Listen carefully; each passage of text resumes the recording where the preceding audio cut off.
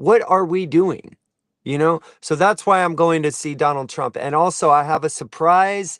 I have a 25-year immigrant that came to the United States 25 years ago. He's from Cuba. He's going with me. Yeah. So we're going to be out there together. We're going to be in the rain. We're going to be in the freezing cold for all of you guys, for America, for the middle class, for the truck drivers that are losing everything. Truck drivers are, yeah, there might be snow.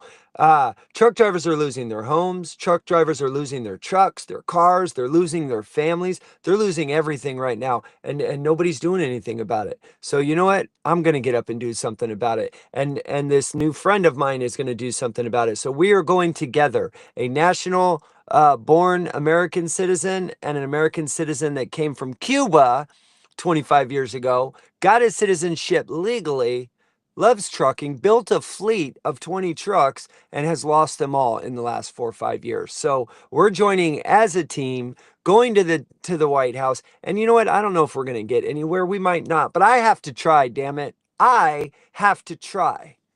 Maybe, you know, I know, who knows, right? This is my second time to the White House.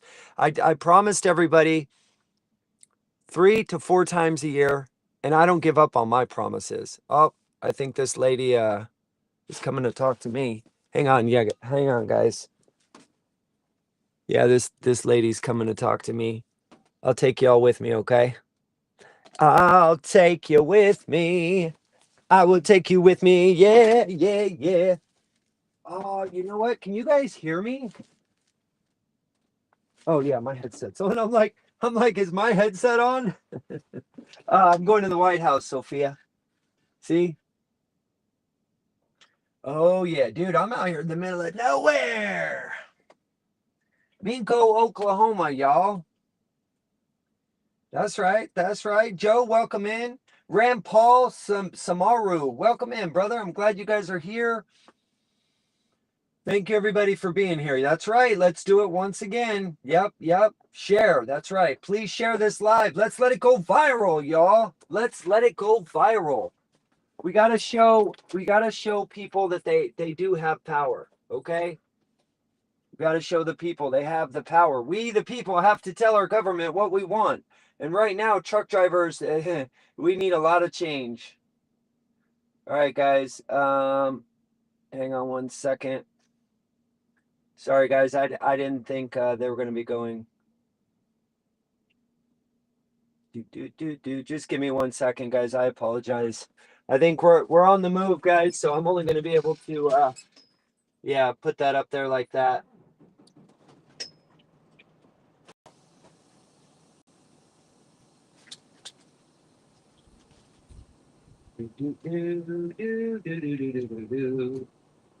Thank you, guys. Thank you for all the likes, guys. I really appreciate it. Thank you. I think we're just having to move forward, so obviously I can't have the phone in my hand while I'm doing it. I will get back to you in just like 15 seconds. Please be patient, and thank you. Thank you for being patient. I don't know if I'm supposed to follow her or what the hell I'm supposed to do here.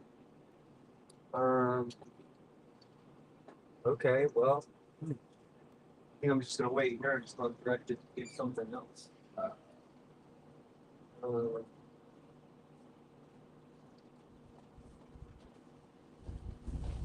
Me? No. Okay. Yeah. She wants me to stand still. Okay, I'm back, guys. I'm sorry about that. Look at my setup I have here. So, like I said, we're live on whoa. We're live on YouTube, Facebook, and X right now. What's going on? We got one person in here. Hey, how you doing? How you doing? Comment down below if you can, please. Oh, now I lost my TikTok family. All right, we're back. We're back. How's everybody doing? Does anybody want to come up and have a chit chat? Chit chat, Patty Watt. Very authentic, Vince. Yes, I am very authentic. I remember on TikTok, I used to not be myself. I used to try to be like someone else, but it never worked, you know? I never blew up on TikTok. Once I started acting myself, and TikTok will say that too. They will say, be yourself. don't be something you're not, you know? So that's right. That's right. So let's see. We got Jaden coming up. Jaden, welcome in. I'm good, brother. How you doing? Yeah.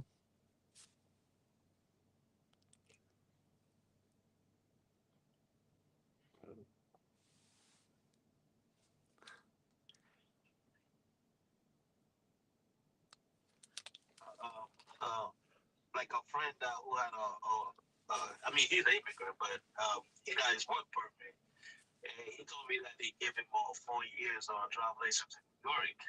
And it's kind of weird. I'm like, oh yeah, but I understand when I moved there and how New York license work. This is what they do. When they give hello. Yeah, I'm here. I'm listening. Oh, Yeah. when they give you a driver's license, you do go recording your work permit because what they do is just like they put the expiration date and like your work permit expiration date, they put on your driver's license. That's to show any company, any job when they hire you, you're only allowed to work to that date. I'm like, Right. I'm That's like, my yeah, under you know, I'm like, with a CDL, you get 4 or 8 years depending on the state, right? So the way I understand it, New York gives out 8 years at a time. So like if you came here on a work visa, on a 6 month work visa, you would just get an 8 year license. no, So, they will not do. I promise you. No, it's only huh? for work permit. Because the reason why I'm saying the work permit, they listen. When they give a job license, the first time they give you 4 years. They don't give an 8 years straight. After your 4 years is done, and now they give you for 8 years. They don't go like, oh, from you just get work visa, they give you 8 years. That's not how it works. And then now the 8 years they're gonna give you, this is how it is. When they give you a CDL, right? Because your CDL and your job license is the same number. So what they do is like they giving you 4 years for your CDL and 4 years for your card. So in case if for your job license, so in case if your work permit is, let's say they give you 4 years of work permit or 5 years work permit, Okay. they will say in your job license, visit a temporary work permit this to this day and expire this day. I mean when it expire, let's say I go look for a job and I have a CDL.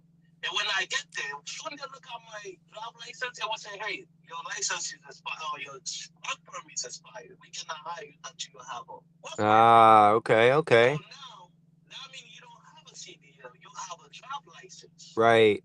You, Right. you get what I'm saying? I get what you're So saying. Yeah, yeah. if you bring that, you have to go to the DMV to ask that work permit for you to able to get, your CDL. That's Right. how we work in New York. But I feel like it's misunderstanding. They're not communicating well to me. You understand? And then now it's just like everything looks bad. But I promise you, I live in New York for 15 years. Oh, They wow. will Okay. ever give you a driver's license if you don't have the 6 point that they ask you. Never. They won't Wow. even give a damn about the visa you're talking about. Because let's say right now you come, right? You only got 6 months to stay in the country. Mm-hmm. They give you a 6 month driver's license. They don't give you 8 years driver's license. That's impossible. They will never give you that. Hmm. So that's when I see that I'm like wow, but they do like put your work permit in case let's say you go looking for a job and you don't have your work permit, they will say on your driver's license that you have a work authorization. Is it Mm. issued this day and it was expired that day? And any company, any job, McDonald's, you go to look for a job when they see your temporary work permit is expired, that's it. They will not take you. They will Interesting. Well, I mean, that's good, right? Employers should be looking for that kind of stuff. And if I had to guess, it probably all goes off insurance. Insurance is the they're the ones that really check scrutin, right? Do you have a valid license? Do you have valid status to work in the United States? What is your record? Have you had any accidents? They're the biggest line of defense for everything. Like, you get a speeding ticket. I had a friend the other day got a speeding ticket in California going 77, right? And he worked for, well, I won't say who he worked for, but they let him go. And he's like, oh, why'd they let me go? And they don't like me. I'm like, it has nothing to do with you. They probably do like you. It's their insurance. Their insurance is getting rid of you. They have to. They have to. They have no choice. You know what I mean? The employer is stuck a lot of the time. They have to follow laws, like everybody, like everything, right? So yeah. So I don't know what Sean Duffy's talking about then. I mean, he got up. I saw a video this morning that said that New York is issuing 8-year licenses to everybody with work visa. Anybody is watching us from New York, tell them please to cover their name if they have a work permit and to show us a picture of their drive license, and you will see it will say work, visitor, something beginning this day, and it was expired that day.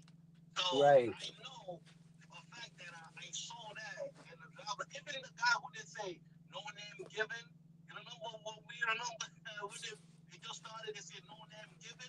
But you look at that person, drive license, and they said the same thing, like visit a temporary expiration date. It's saying the work permit, the day expire, the day it begin, and the day expire, it's showing his license. I found out no name given. It was some of the tribe from India. They don't have a last name. Right. They only have a first name.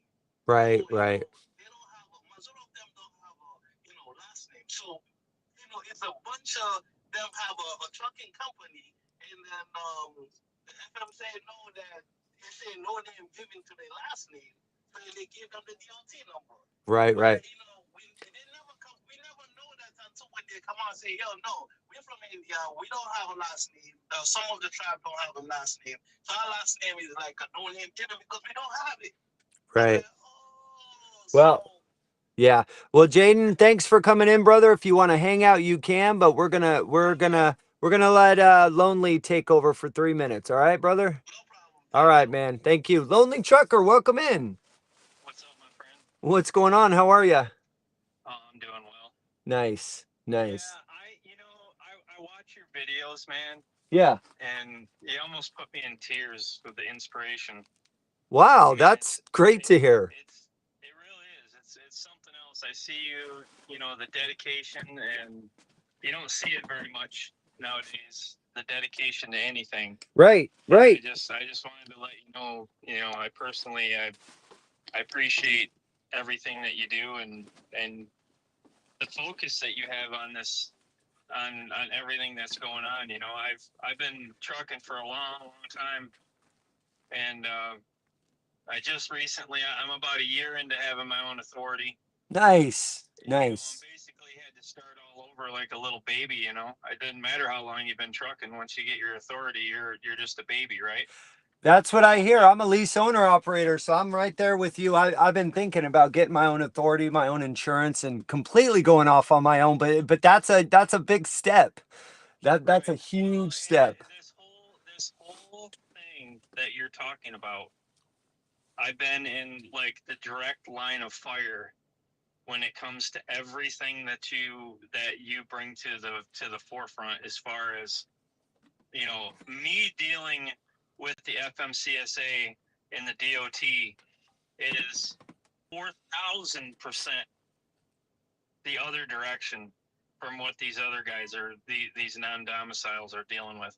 And I don't get it at all. I mean, literally, if I had a freaking comma in the wrong spot on my applications or my paperwork or anything, I got red flagged, and they wouldn't let me move any further till I fixed that comma, got rid of it, made it a capital T, whatever the case may be.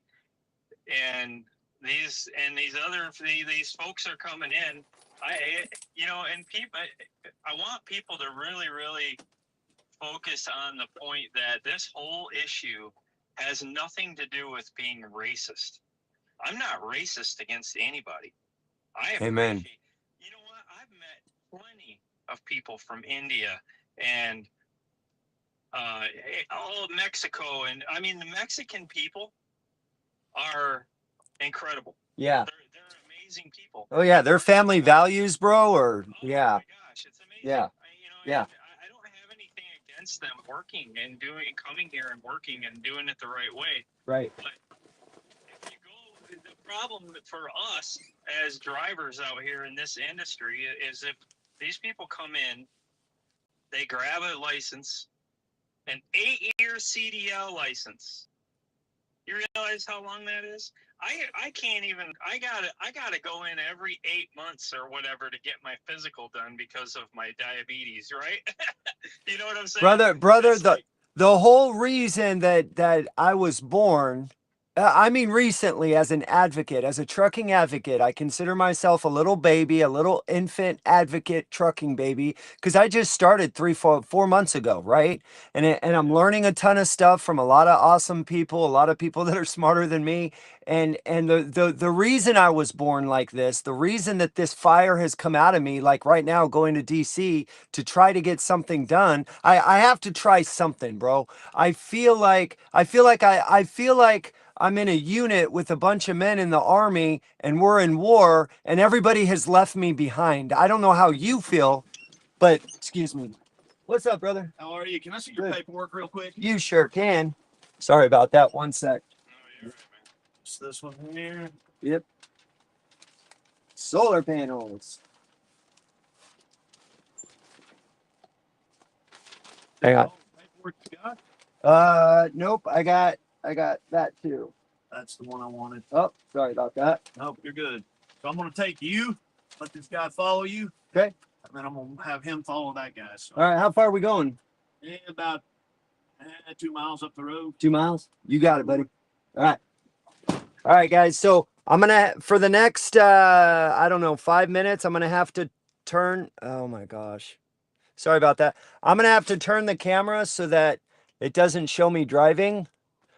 But I can talk. But anyways, what I wanted to say was I feel like my own country has left me behind. I am sick and tired of being last. I am sick and tired of it seems like everybody else is first except for me as an American citizen. Our taxes, right? We just gave $800 million to Ukraine yesterday. Do you have any idea how that makes me feel?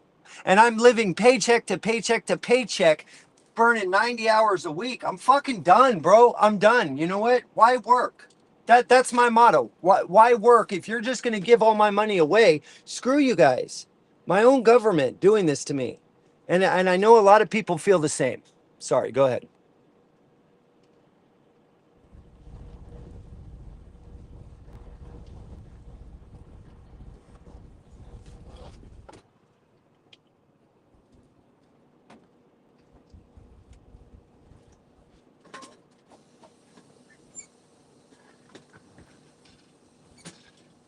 Yeah.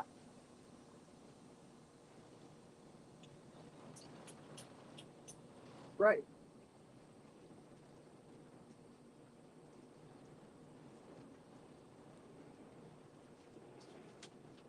Right. Yep.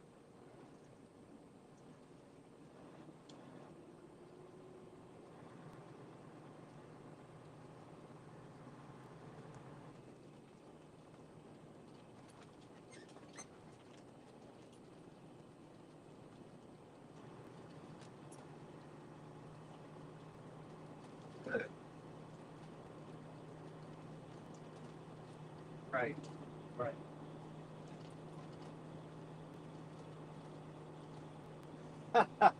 That's my fear. That first 2 years, brother, to build a safety score is what I hear is very difficult.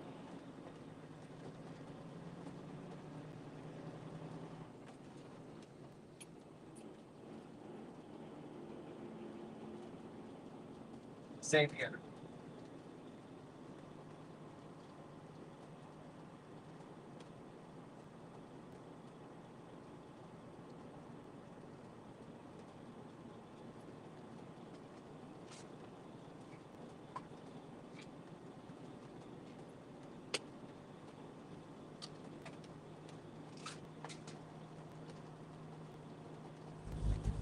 Right. Right.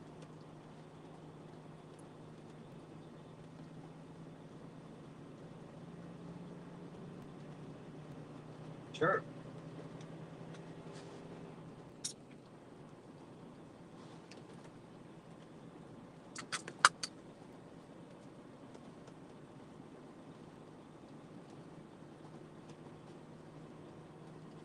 Well, and that's the problem. You shouldn't be a dog bone in your own home. We're getting crapped on in our own home, and I'm fed up. I'm sick and tired of being sick and tired. And I don't know if I'm gonna get anywhere. I really don't. I don't know. But me personally, brother, like I have to try. I cannot just sit back and watch our country slowly just get eaten up. I mean, there's 8 million people on this planet. Okay, there's only 350 million Americans. We already allow 1 billion per year to come into our country, because they have a war-torn country or they have issues or whatever. And that's fine. And we can't even absorb that billion. You're aware of that, right? We can't even absorb that with our resources, our economy, our jobs, our hospitals, our schools. We can't even absorb a billion, but we do that out of the kindness of our heart. So if a second million comes in illegally, well, now you're damaging that system even worse, and that's why you see what you see. Go ahead. I saw that. Do you look at the deck clock?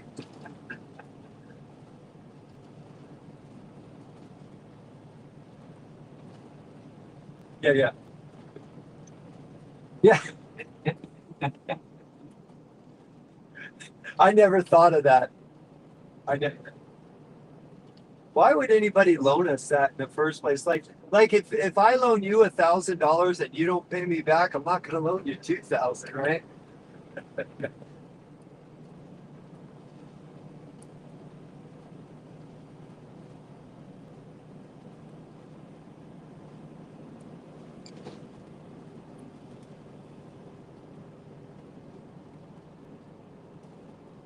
Independent, maybe. How funny. Yeah, I feel like I just changed 6 months ago. I'm like screw red and screw blue. I'm just American, like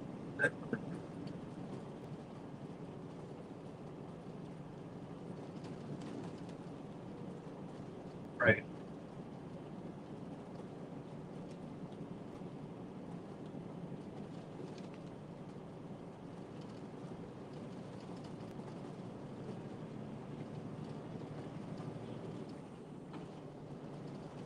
right, right,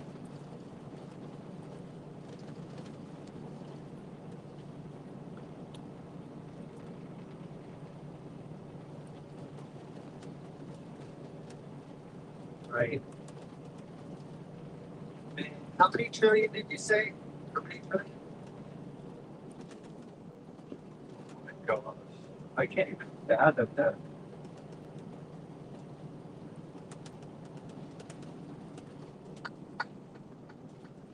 Right. Yes.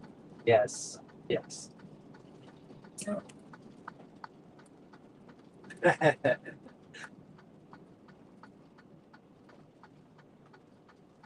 Right.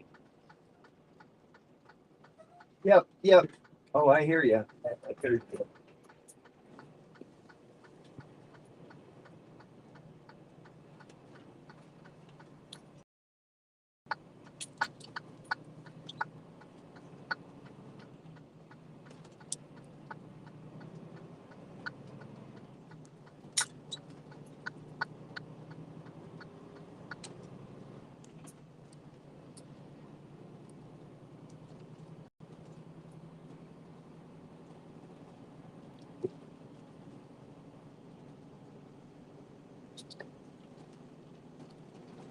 Not that bad. Yeah, not that bad, huh? Yeah.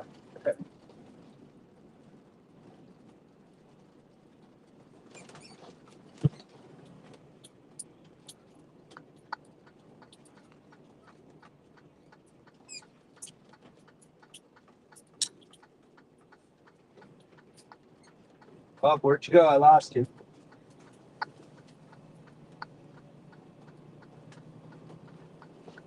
Where'd you go? Where'd you go? kind of bad area.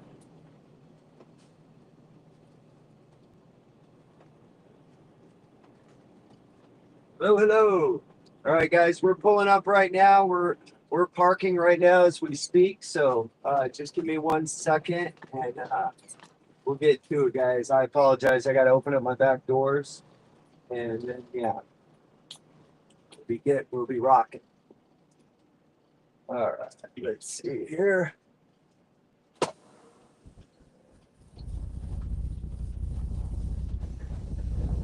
Um.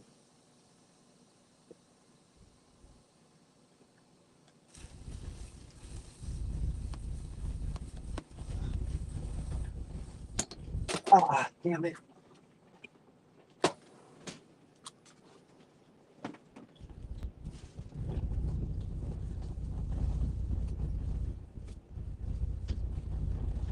All right, where did you both disappeared? All right, let's see. So, well, you disappeared. Let's get McCone. Let's get JJ, and let's get Sarah. Remember, everybody gets 3 minutes. We're gonna do a 3-minute turn and burn for everybody, and then if we don't have more people, you can keep talking if you want. Okay. So, who's up first? McCone, welcome in, brother. How are you? Yeah. Woo! There you go. You must have talked to someone. What's going on? We just had oh, okay.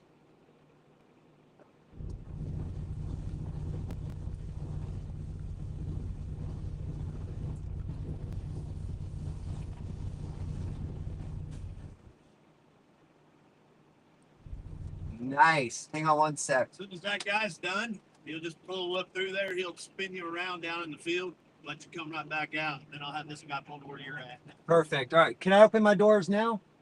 Let him. Just wait. Hello. Let them do it. All right. Cool, cool. All right, brother. Sorry, I'm trying to get my my clock here. We just had Lonely Trucker. If you're still out there, there he is. Yeah. All right, David, go ahead and finish up, and then we're gonna skip back to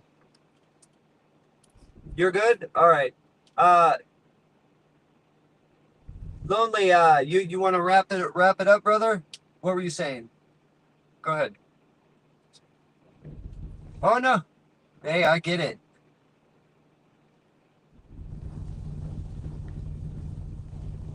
Huh. Okay.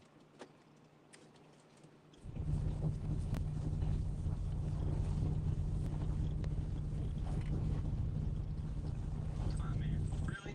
That's insulting. You know, I mean, across the board, you look up loads down there. There'll be 40 loads on the board, and there won't be one load on that board that's over like 25 miles per rate right here. And it's like, how the heck do you do that? So now I gotta call a broker on a load that I'm interested in, and I gotta, you know, negotiate with them, which is fine. But sit there and listen to the BS of them telling me, well, this is all I got into it. Shut up. You know what I mean? Yeah. Just pay me what I'm asking. I mean, you know, they're doing don't even pay me what I'm asking. You know what? Give me $100 under what I'm asking, and I'd be happy. I'd take it, right? Well, it's just to insult you with $1.25. I mean, your CPM, it should never be below making a profit. Not only the cost of doing business, but a profit above that, because nobody's in business to lose money. Just because I'm in Seattle or Texas, or I'm in, Washington, Texas, I'm in Florida. Just because I'm in Florida doesn't mean I should lose money. Period. End of story. I understand it's. It's kind of like, you know, you look at your cost per mile, whatever. Yeah, I know my cost per mile. I know, Joyce is my senator. It's a female. She's on the transportation board. She's a pain in the ass Democrat. She doesn't do anything. It just is what it is. So it's like one of them things. It's like, I know what I need. I know what I have to do, and I know the people I need to know. But whether or not any of those people or any of the industry bumps it up and actually pays the driver what it deserves to get paid, you know, I don't want to hear the word backhaul ever again in my entire life. It's not a backhaul, son. I'm driving all over. I've been out for Yeah. gone from home working. I don't want. There's no such thing as a back hole. Yep. That's just where I want to go. Give me a load there and pay me what I deserve to get paid. Oh, I don't want to hear about the market average. I don't want to hear about this or that. You know what? Pay the drivers what they deserve to be. Well, and until we do something about it, until we refuse to start taking these cheap loads, until we start doing something about it, it's going to happen. It's going to keep happening, man. I mean, it's a race to the bottom, like Dave always says. It's a race to the bottom, and they'll keep paying this. They're laughing all the way to the bank, while we're sitting here losing our families, losing everything, slowly going out of business. Like they don't care. You know, it's all about money.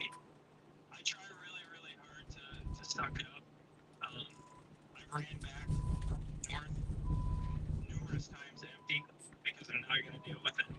And you know, you want me to pick up 42,000, 43, 44,000 pounds and run across the mountains for $1.25 a run. Right, right. Well, hey. I can run back empty and lose money. Yeah. Why would I run 44,000? You know what I'm saying? I hear you. I appreciate you, Sarah. I'll talk to you later, buddy. I'll keep watching out for you. Right on, brother. If you want to come back up, feel free to come back up, all right? I will, man. All right. Have a good time in Washington. Beat 'em up. Thanks, brother. Well, we'll be watching Thursday, Friday. Be watching. I'm always watching. Awesome, brother. Thank you. I appreciate it. Yeah, All right. see ya. Later. Sarah, welcome in. How are you? I am good. So I want to talk about negotiation, right? Okay. You have to. So I've been talking to a lot of owner operators and doing my own little study over here, right? You know, and when it comes to owner operators, they don't. I study in Dave's like 22. They don't negotiate. You ask some of them about negotiating, and they're like, "Oh, I didn't realize we did it. How can you be an owner operator? How can you be a small carrier and not want to negotiate the price?" Where did we stop negotiating? And this is the problem why there's cheap freight. This is the problem why we're operating under right? So, Well, I respectfully disagree with you on this one only because it's weird. What you're saying normally, yes, works. But what I've noticed and remember, I only know where I'm at. Like there's so much bigger world out there than where I am, right? Or you are. It's such a big world. But I have not been able to negotiate shit the last like 4 years. I have not been able to ask for extra loading or unloading, extra fuel, detention. Like it's just nope, take it or leave it. Like there's no negotiation. So it's a little bit different than I'm not going to say your company, man. yeah, thank you. I know where you are. Yep. Where you are and where the spot market is, and operates, it's similar, but it's different. So you guys have a lot of customer freight and contract freight, and that company is so large that they'll sign a contract, you know, and so that's just the price. Yes. Where on the spot market it's a little bit different. A lot of the brokers, they don't lock themselves into a certain number. Right. Okay, so it fluctuates with the market. When the market's up, the shipper pays more. When the market is down, the shipper pays less. Right, that's the way the spot market works. Right. So, but if you talk to a lot of the independent owner operators, right, that are running under their own authority, they don't negotiate. They don't do nothing. They don't. There was a guy in Dave's live this morning. He didn't even know his operating cost. He didn't know how much it cost per mile for the fuel. He didn't know anything. Well, and that I agree that's crazy. You should know. You should have some business skills. Being an owner operator, yes, you should. But at the same time, it's not okay to rob somebody blind and take advantage of them because you're smarter than them. I don't agree with that. I don't agree with I'm going to make all the money because there's a bunch of monkeys out there underneath me. I just don't. I don't see it. But then I live my life a little different than most people. You know what I mean? You know how the rich get rich, right? Off people being uneducated. Yes. I'm assuming. Yeah. Yes. So one person's misery is another person's, Yeah. gold mines. Yeah. It's unfortunately how our country, people in our country. I know. I would like to try to change that if I can. But Sarah, McCone, do you want to say anything, or because her 3 minutes is up? Do you need to say anything, or we're gonna let Sarah keep talking? McCone. All right. I guess the floor is yours, Sarah. Go ahead. No, it's just like I feel like if we get to somewhere where everyone could start understanding exactly what their position in trucking is, right? As far as negotiating your rates and knowing your rights as a driver, right? That it will be different. The guy that was just talking about coming back to Wisconsin for $1.25 a mile. I mean, personally, I would not do that. I would not put a load on a truck for $1.25 a mile. I just would not do that. Sarah, I'm starting to think about like shifting gears, and I'm starting to think, and I want to start in Reno, Nevada, showing drivers, I want to show owner operators how to get their own accounts. I want to go maybe start knocking on doors and showing a little bit of sales skill, right? Because I don't think it takes that much. I mean, you tell me, do you find your own work? Do you find your own dedicated lanes? I don't think it's that difficult if you know how to talk to people, right? Yeah, no, it doesn't. I mean, if you're gonna try to get your own customers, especially in a lot like what you guys do with vans and whatever, go around where you live and find the small companies, right? Because the small companies are more likely to work with you than what Heinz Ketchup is. Okay, Right. right. Heinz needs thousands of loads moved, but you can go find customers in your area where you live that are small companies just like you, because a lot of times small companies are for small companies. Right. Right. And they might have one or two shipments a week that they ship, and that might be it. And you might be the guy to do it. Yep. Right? Yep. So, I mean, it's not that difficult. I mean, It's not, and you don't need a 4-year degree to do this. I mean, it's not that, it's really not that difficult. People want to make it seem like it's much more, it's harder than it really is. None of this is hard stuff that we're doing. Trucking is not difficult. Now, if you're talking about running more than 5 trucks, yeah, then it gets more difficult. But by the way, if anybody else wants to come up, we're doing 3 minutes per driver, unless or small carrier, and unless we just have 1 or 2 people, then we can just keep talking. So Sarah, the floor is all yours. Boy, I see you everywhere. You're everywhere all the time. I am not everywhere. Yeah. Pay attention to what's going on. No, that's good. Sometimes I agree with it. Sometimes I disagree. So, yeah. So at my company, we operate 5 trucks. We have our own office. We have our own dispatchers. We have all of that, right? Right. And so I've been talking to my office. I have an office manager, and we're considering opening up a consulting company.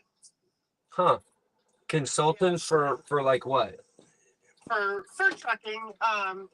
Teach people how to dispatch people, teach people how to get their customers, just like what you talked about. So we're considering it, but we don't want to rip people off either doing it. Yeah. It's one of those things that's a fine line. Would I be ripping them off by charging them to learn? Well, no, here's the thing. You just don't gatekeep. If you're a gatekeeper, you're ripping them off. You're taking advantage of them. But if you are teaching them useful skills where they can eventually leave your program and they can go make way more than you, then that's okay. In other words, if you're like, hey, Vince, I can give you 110,000, you have your own truck, I'm going to give you 110,000 a year. You're going to run, and I'm going to teach you everything you need to know about getting your own customers, paying your taxes, filing all your paperwork. I'm going to teach you, how to get better maintenance deals and stuff like that. And then after you leave here, you'll probably make around 140, 150. Do you want to sign the contract? Do you want to go to my program for a year? That would be good. But if you were like, oh, I'm just going to pay you 110 and I'm going to teach you a few things, but you hold back on telling me to go get my own lanes, right? Or to grow in any way, shape, or form. You're really just, it's some bullshit lines to keep me there so that you make money. There's a lot of those out there already. They're everywhere, you know? Right. So I've been getting a lot of phone calls from people lately. It's like, hey, what do you think about me starting a dispatching company? And I'm like, well, what kind of experience do you have in the industry? Well, I don't have none. I don't have no experience. You're not going to do nothing. You're going to take these people's money to make a phone call. Right.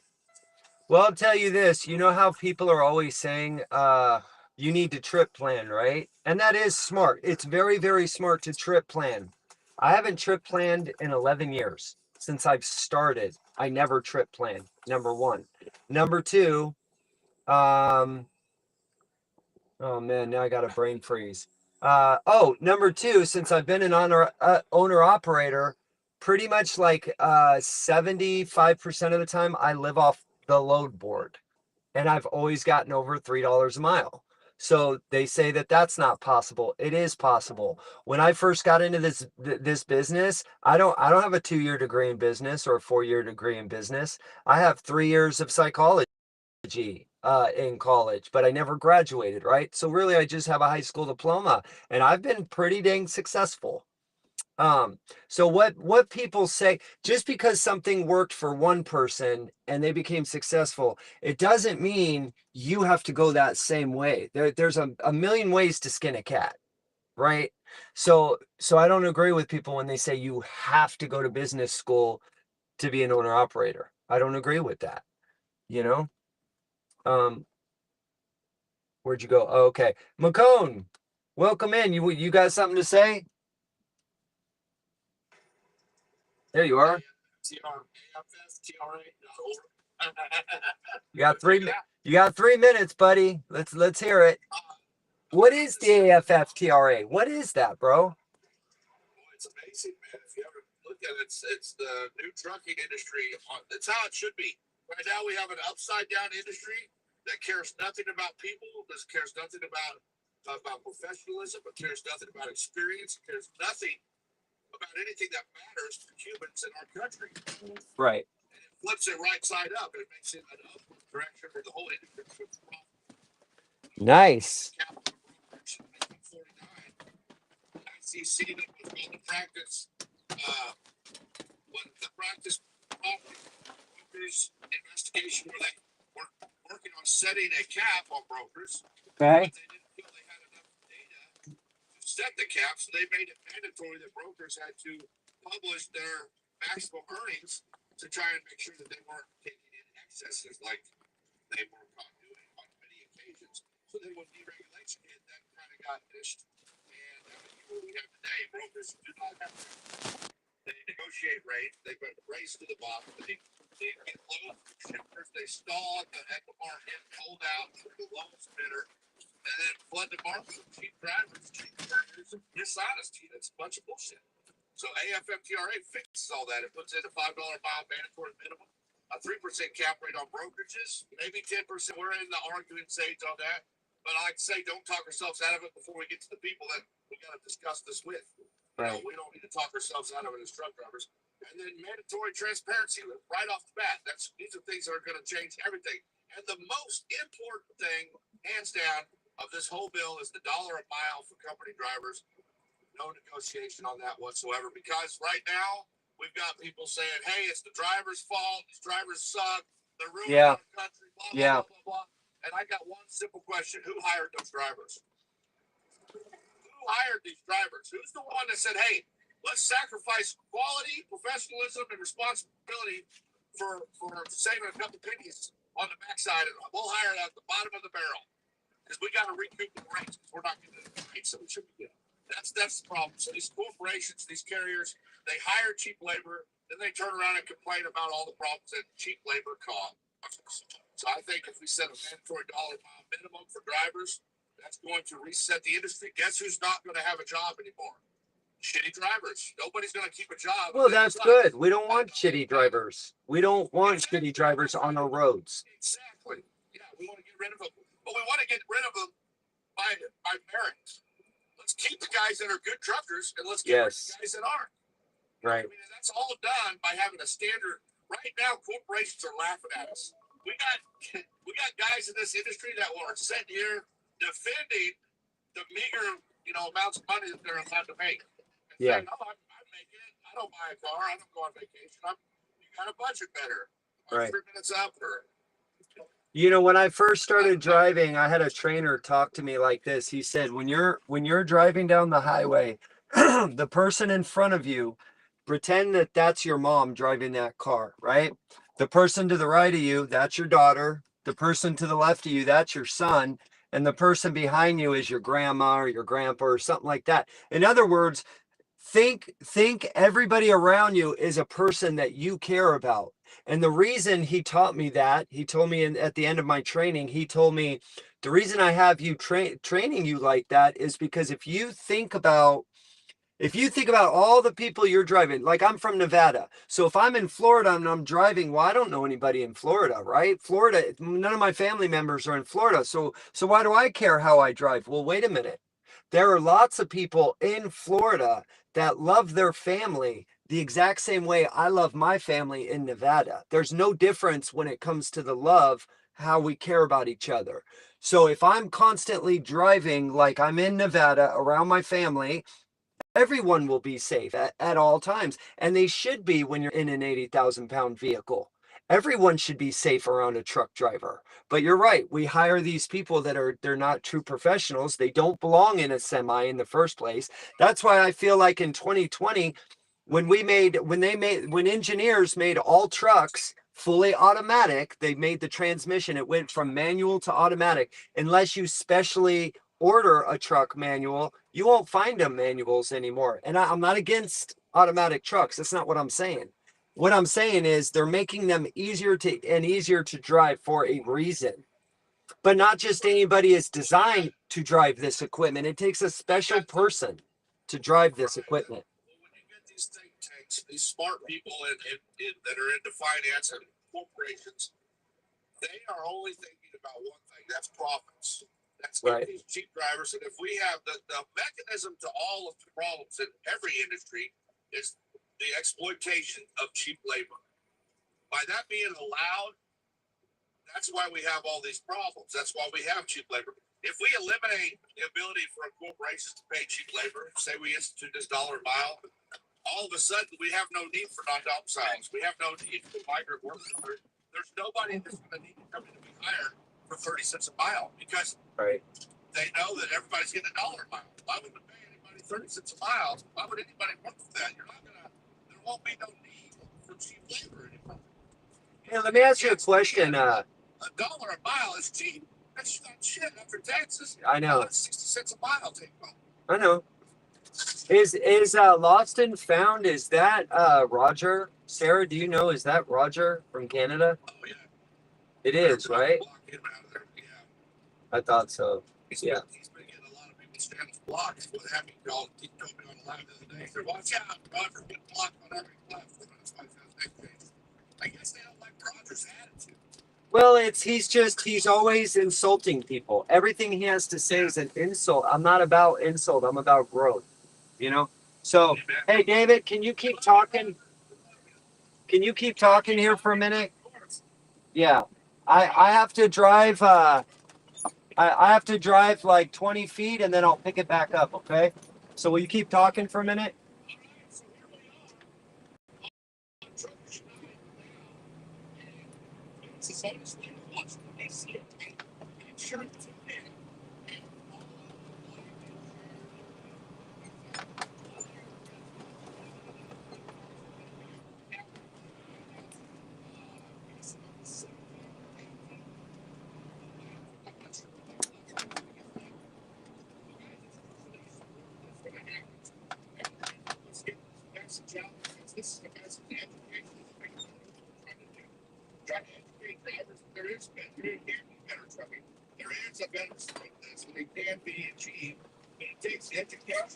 What's up, brother?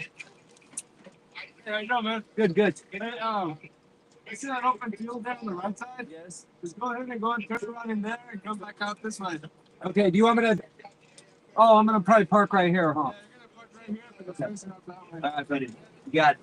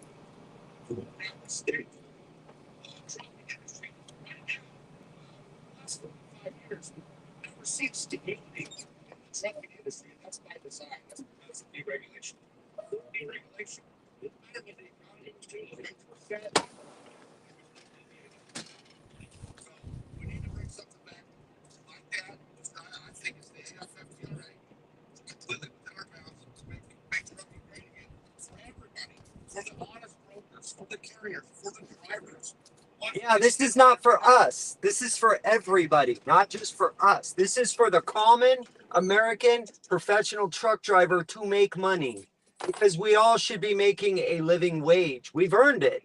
It's not that we deserve it. We've earned it. And sorry, David, I didn't mean to cut you off, but if anybody wants to come up right now, feel free to invite yourself up. I'm giving 3 minutes. I kind of got lost in the very beginning. I was doing 3 minutes at a time and I got lost with that. So if anybody wants to come up, you will be taken first. Everybody gets 3 minutes to talk. Sarah, would you like another 3 minutes or do we let Dave keep going?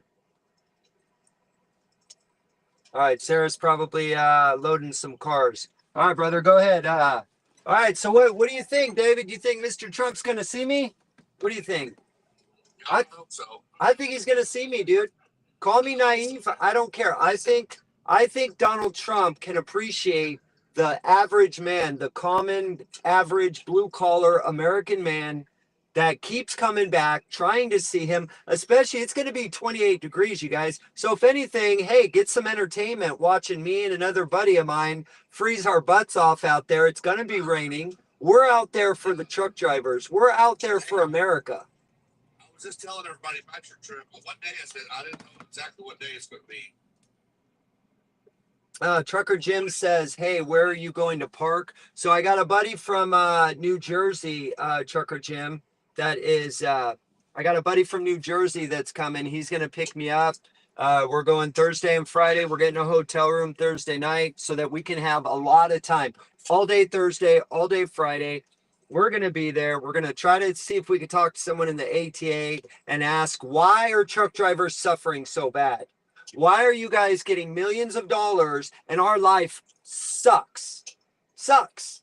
And I'm sick of it. I am sick and tired of being sick and tired. I am tired of hearing truck drivers DM me saying, I'm losing my house. I've been out here 3 months. I haven't seen my family in 3 months, but I'm losing my home. I've been out here 3 months, but my wife's losing her car. We can't go on vacation. It's paycheck to paycheck. That's not right. That's how you want to treat an American hero, a professional truck driver that burns 70 hours a week for your economy, for our economy, for our country. That's how you want to treat them?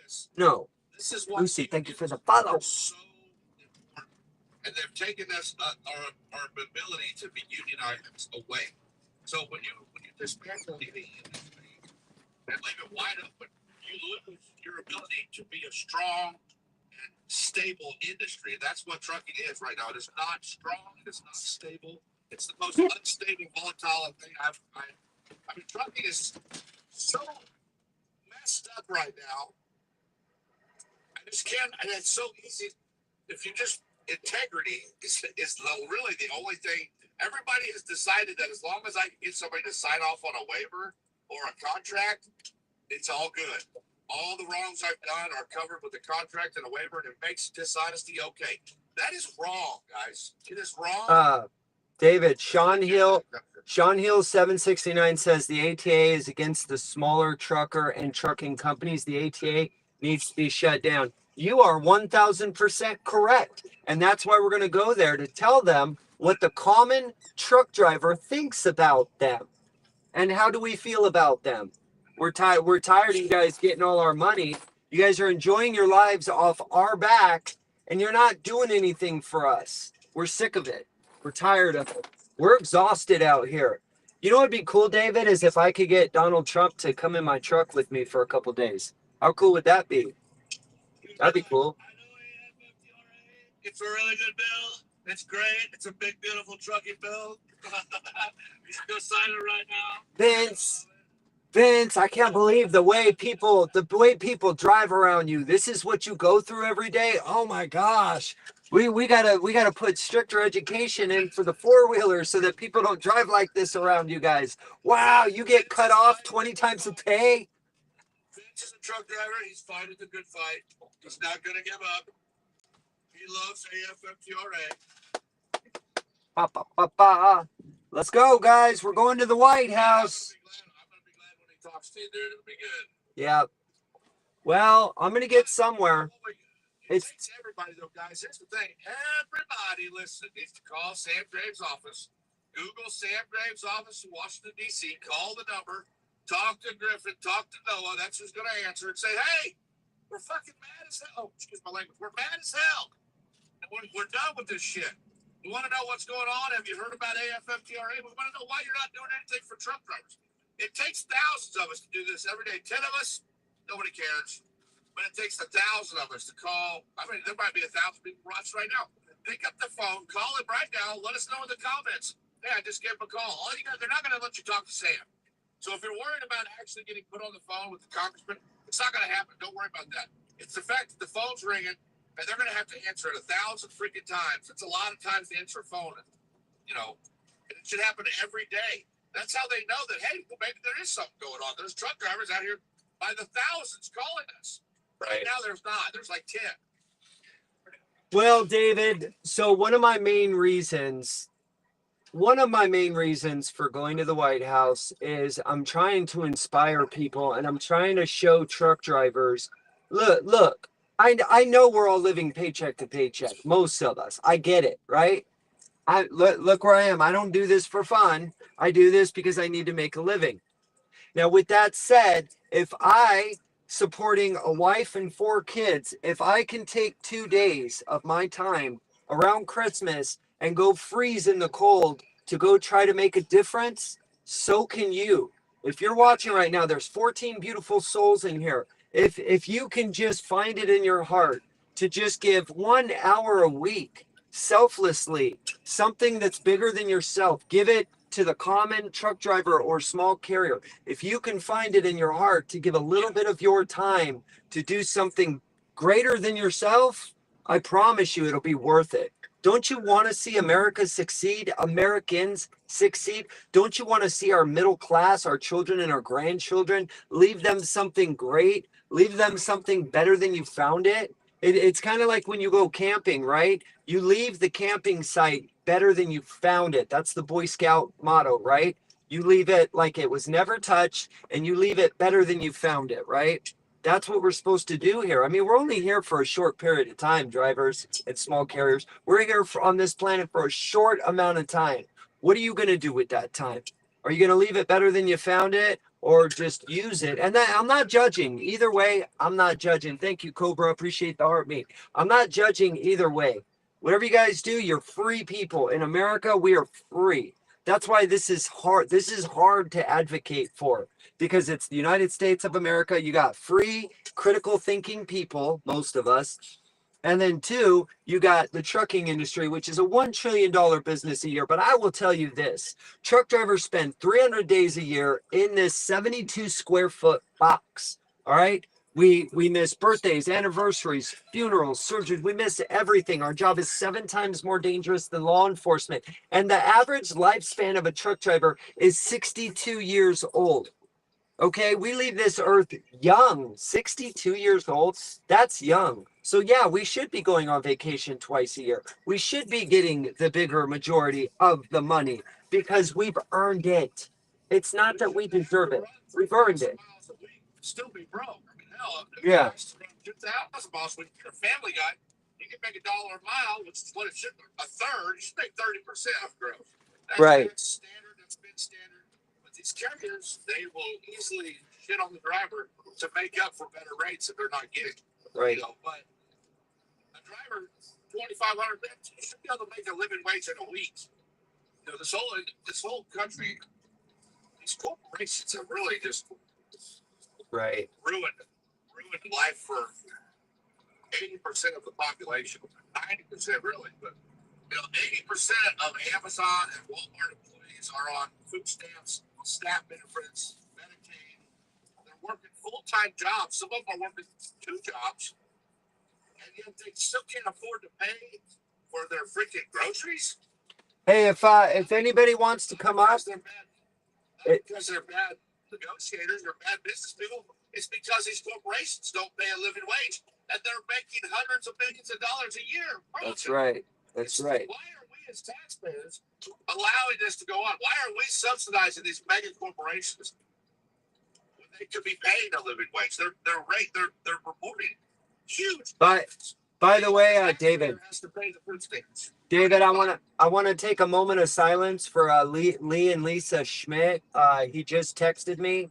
I'm not gonna say the details because it's not my business, but Lisa is doing better, and they both need prayer. So let's have a moment of silence for Lisa Schmidt.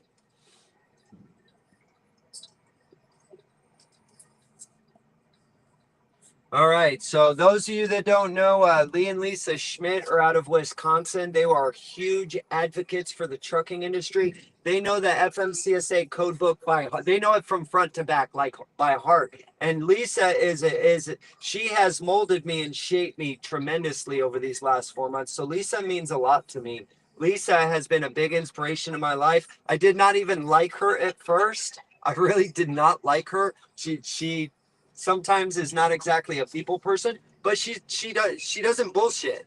Like, she knows her shit, and she'll let you know that. She'll let you know when you're wrong. Trust me. But that's good. We all need a person like Lisa Schmidt and Lee and Lisa Schmidt.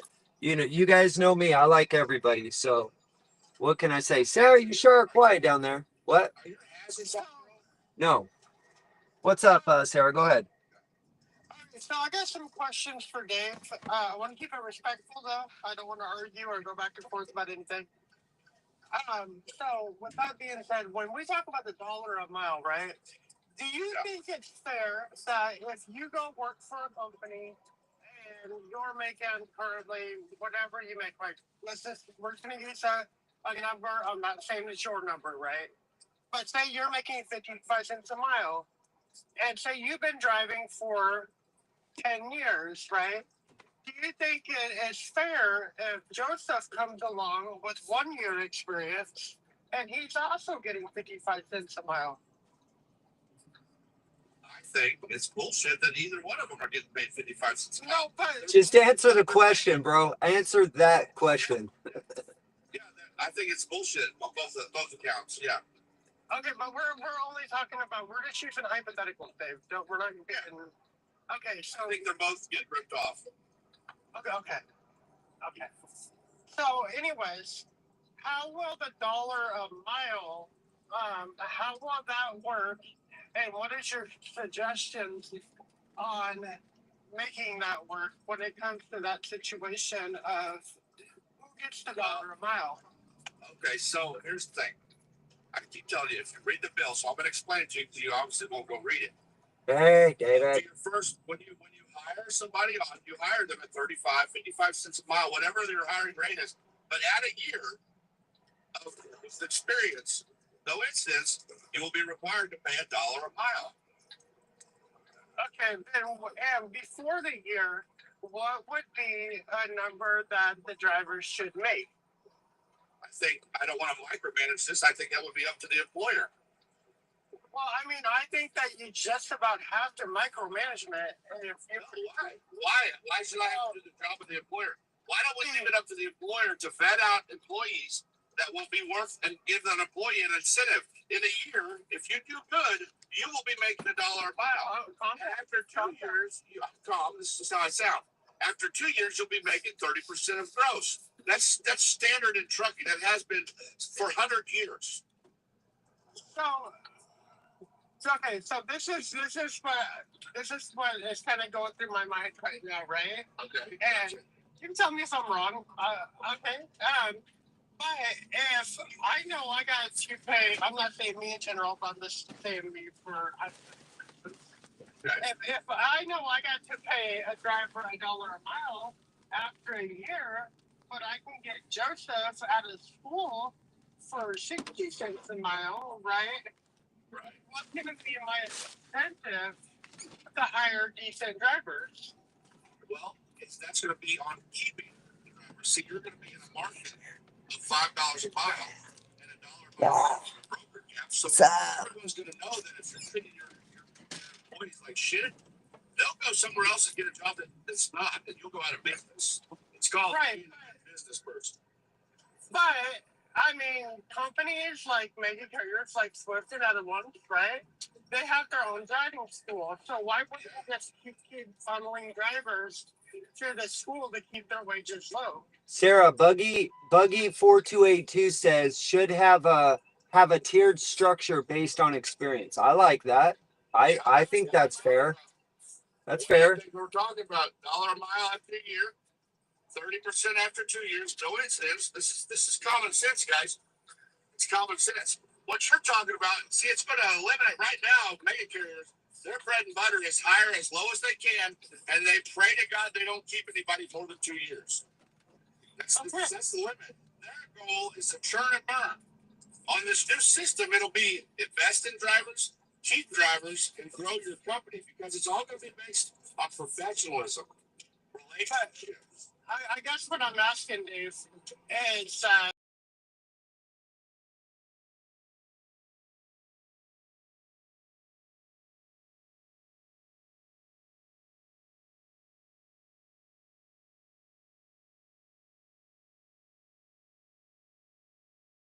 drivers are going to what drivers are going to go do that when there's going to be 90% of the trucking industry that's not. We're going to remove the incentive to hire cheap labor. you know how many of the new truck drivers, they are so excited to go to truck driving school. They are so excited to get their CDL. They're blind, they're blind to everything that's going on. And so you can tell them 50 cents a mile, and they're going to be on the bus getting ready to go to school, right? So what I'm saying is, how are you going to stop that? What is your way of combating against that? Well, what about hazard pay? After a year, that's going to be any driver with a year experience and no incidents will be able to get a job for $1 a mile. That's protected by the federal government. Hey, shouldn't we have some kind of hazard pay? Like I used to work for a mine site for a couple of years, right? I worked for Thompson Mining Corporation out of Clayton, Idaho. I worked there for 2 years. We got what was called hazard pay because over the decades, you'll start inhaling all this crap and your quality of life will go down, right? Isn't that the same in trucking? Let me ask you a question. Anybody trucking 2, 3, 4 million years? Don't they have back issues, neck issues, brain issues? Why do you think our average lifespan is 62 years old? So shouldn't we have some kind of hazard pay? Because our quality of life, it goes down. When you live in this truck 300 days a year, it starts taking its toll. I mean, after 11 years, I'm starting to feel like a pain right here. I talked to my buddy the other day about it. And he said it's because, you're constantly like this, right? So it's you're destroying your spine. You're destroying your body driving a truck. You're destroying yourself. And you're not getting paid for it.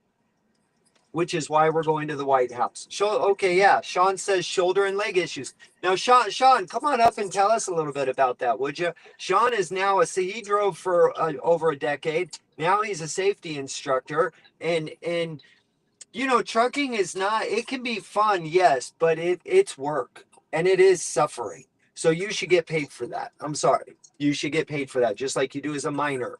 You know, police officers, because of the, you know how they're constantly getting an adrenaline spike and then it goes down, adrenaline spike and then it goes down. They get that their whole career. So after 20 years, now they have this program where if you're 55 or older and you are past law enforcement, anywhere in the United States will fix your heart for you for free, because most law enforcement, they're all having heart attacks after 55 because that adrenaline spike and dump, spike and dump, spike and dump. They get that, you know, once every 4 months in their career.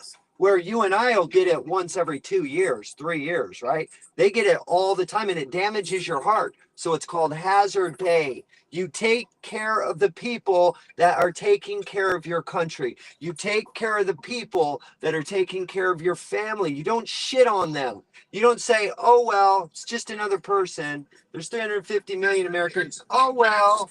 No. All these other industries have Enough. unions that protect those things and offer that kind of stuff and fight for the wages of the employees. Trucking, we don't have that. They took it away. Oh, we have it. No, we don't. Owner operators do not have a union. We're not allowed to have a union, allegedly. So I work in the auto industry, hauling cars, right? As fence zones, as you know, Dave, right? My company is not union, but the auto industry is dictated by the union. Correct. So, Um, what's her name? Hold on real quick, guys. Dirty South says, if you hate trucking so much, get out. So none of us hate trucking here. We all love trucking. We just know that it can be so much better. And like our forefathers, we are fighting for a better life. We are fighting for a better world. Good, good. Yep. I need to keep this middle one. Okay. I'll sign this one for you. I need to keep this one. Oh, you make me a copy or no? I don't have That's okay. Yeah, that's fine. That's fine. They're supposed to send you a small folder, but sometimes they don't. Yeah, it's all good. I think the first one's enough. You need the one for inventory. I'll get it. Here we go. For those people living that still didn't give a shit. There's people today that still don't give a shit. It's not enough. You good to go? All right, bro. All right. Thank you. Yeah, no, you're talking about pain. So you got the studies are showing kind of that shoulder pain because you're shifting gears, your foot, your leg because you're doing clutching, the hips because of seat belts. You know, not to mention, but they always try to teach you, hey, use 3-point contact when you come off the truck. There's a reason for that. I'll be right back.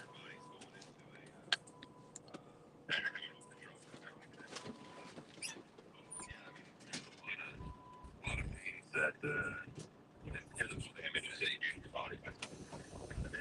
You want one day that you're gonna add more to it, throwing straps and chains. I mean, there's a lot of stuff they can do with the body. Stress for trying to make a few bucks for your family. Yep. I'll be right back, guys. Go ahead, Sean. I mean, there's I had a story from a while back ago. I had a driver. He got rear-ended. The guy was doing like 100 miles an hour. He falls in the back of his truck. He hit him so hard that he was in his seatbelt. In my drive, was in a seatbelt. It actually broke his hips from the impact. He rear-ended. Oh my gosh. Where they were like, hey, you know what? We don't want to accept fault. We don't want to accept fault. Like basically left him out there. And I took my whole money out of my own pocket and I got him a rental car to get him home. Because I was like, man, this is not right. He's making carries. That's the problem. But the driver, you're just a number.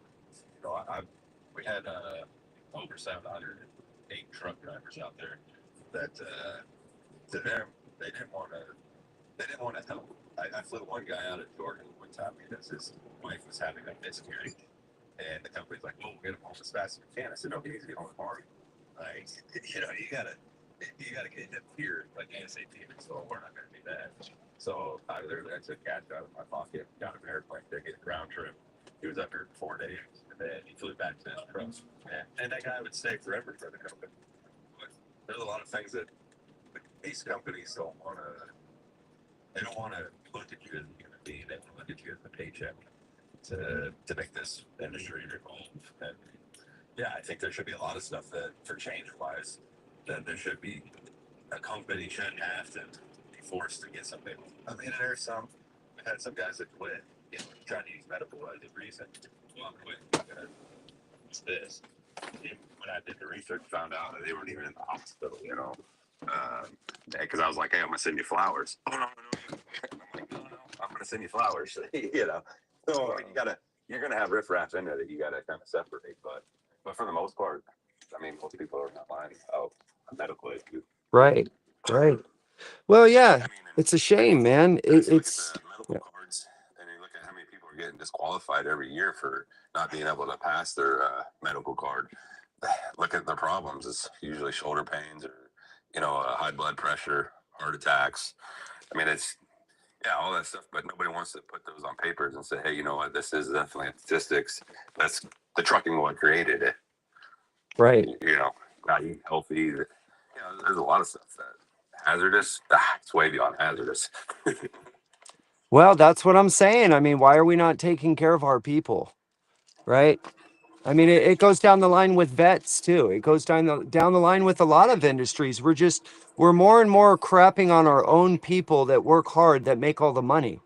We gave $800 million away yesterday. I won't say what country. $800 million. How many of you out there right now could use a little bit of that $800 million right here in the USA?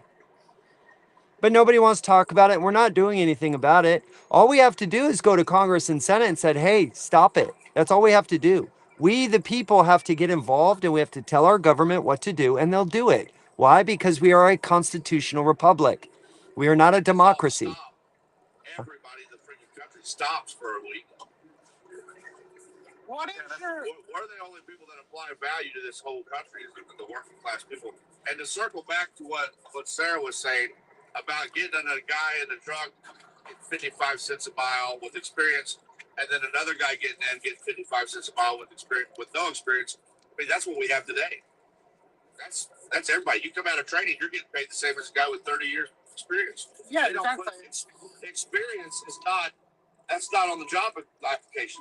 Experience, what they want for you is to be cheap, shut up, sit in the seat, and run miles until you're sick and tired of it, then they can get somebody else. That's Just what we suffer got and now. shut up. Well, Yeah, that's what we got now. that was my question to you is what is going to be their incentive to hire experienced drivers for that dollar a mile? There's not one now. Okay, you don't know what. Okay, so you think a company's going to hire the same classification of driver for $1 a mile than they would at 30 cents a mile? Is that what you're saying? Okay, hold on, Sean. You're a trainer, right? Yep. Okay. Yep. So, how many of your new students are just so excited to drive a truck without even really knowing numbers? How many are excited to go to truck driving school? Well, so it all depends. You know, most of my students that I actually have, they came from a background. Like I had doctors, I've had lawyers, vets, and they were wanting to look for a new career change because they thought their body was, you know, like the guys that were in vets, you know, they had a hard life. They muscles and shoulders and everything else. So they were looking for another change to kind of ease on their body pains.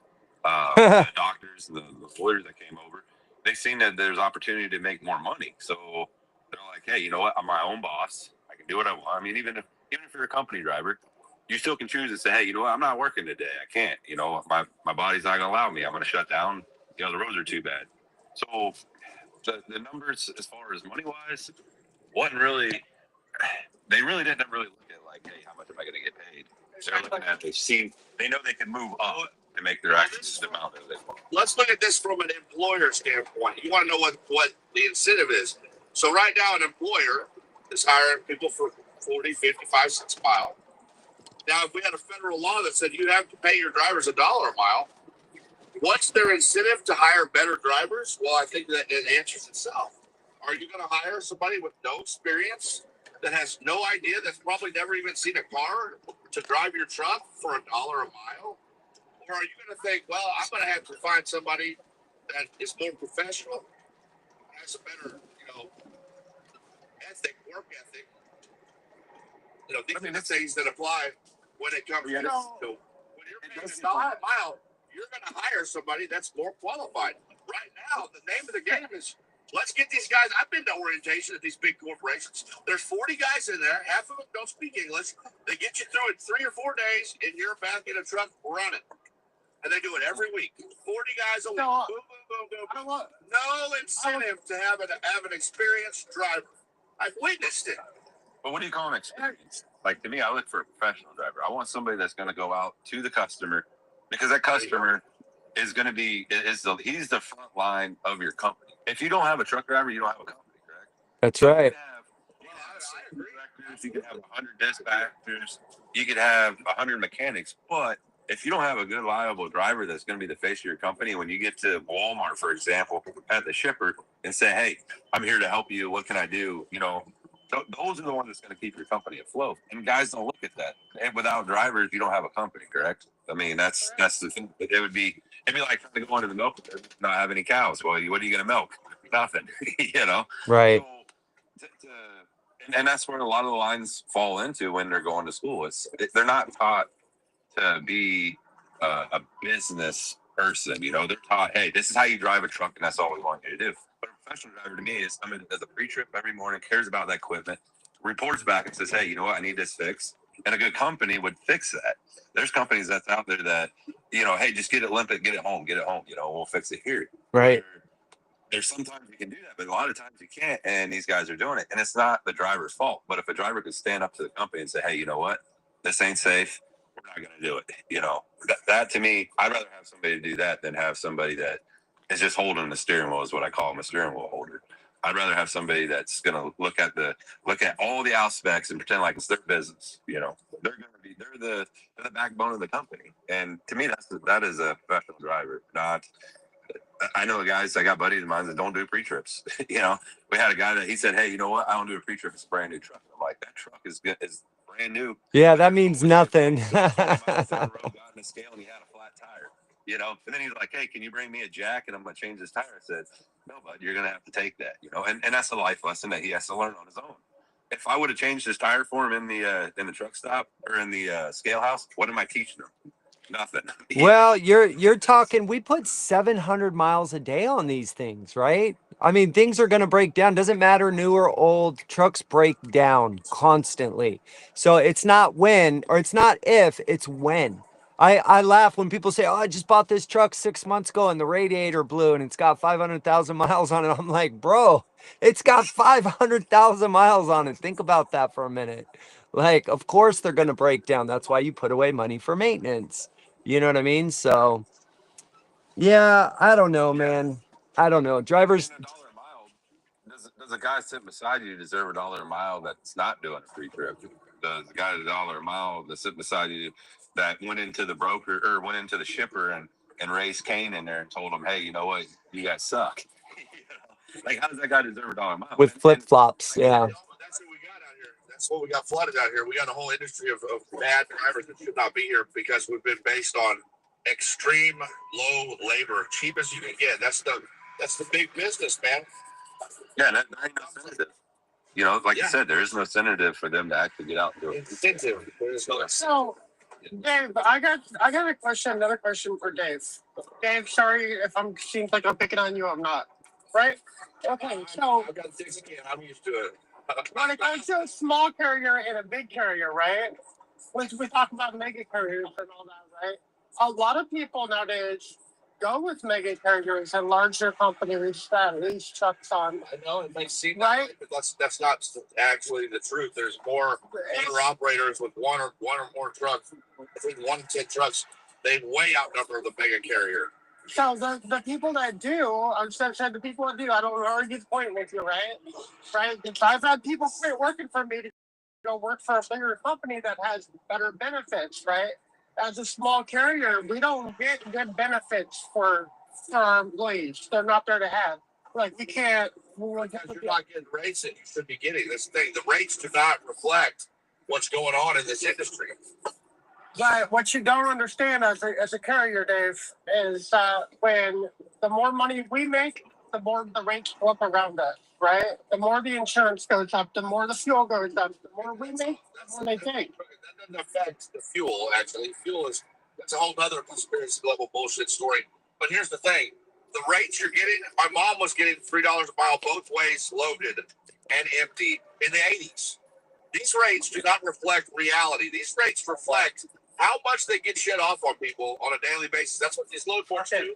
They keep track of every load that was hauled under operating cost and how many trucks are in the area. There's no free market.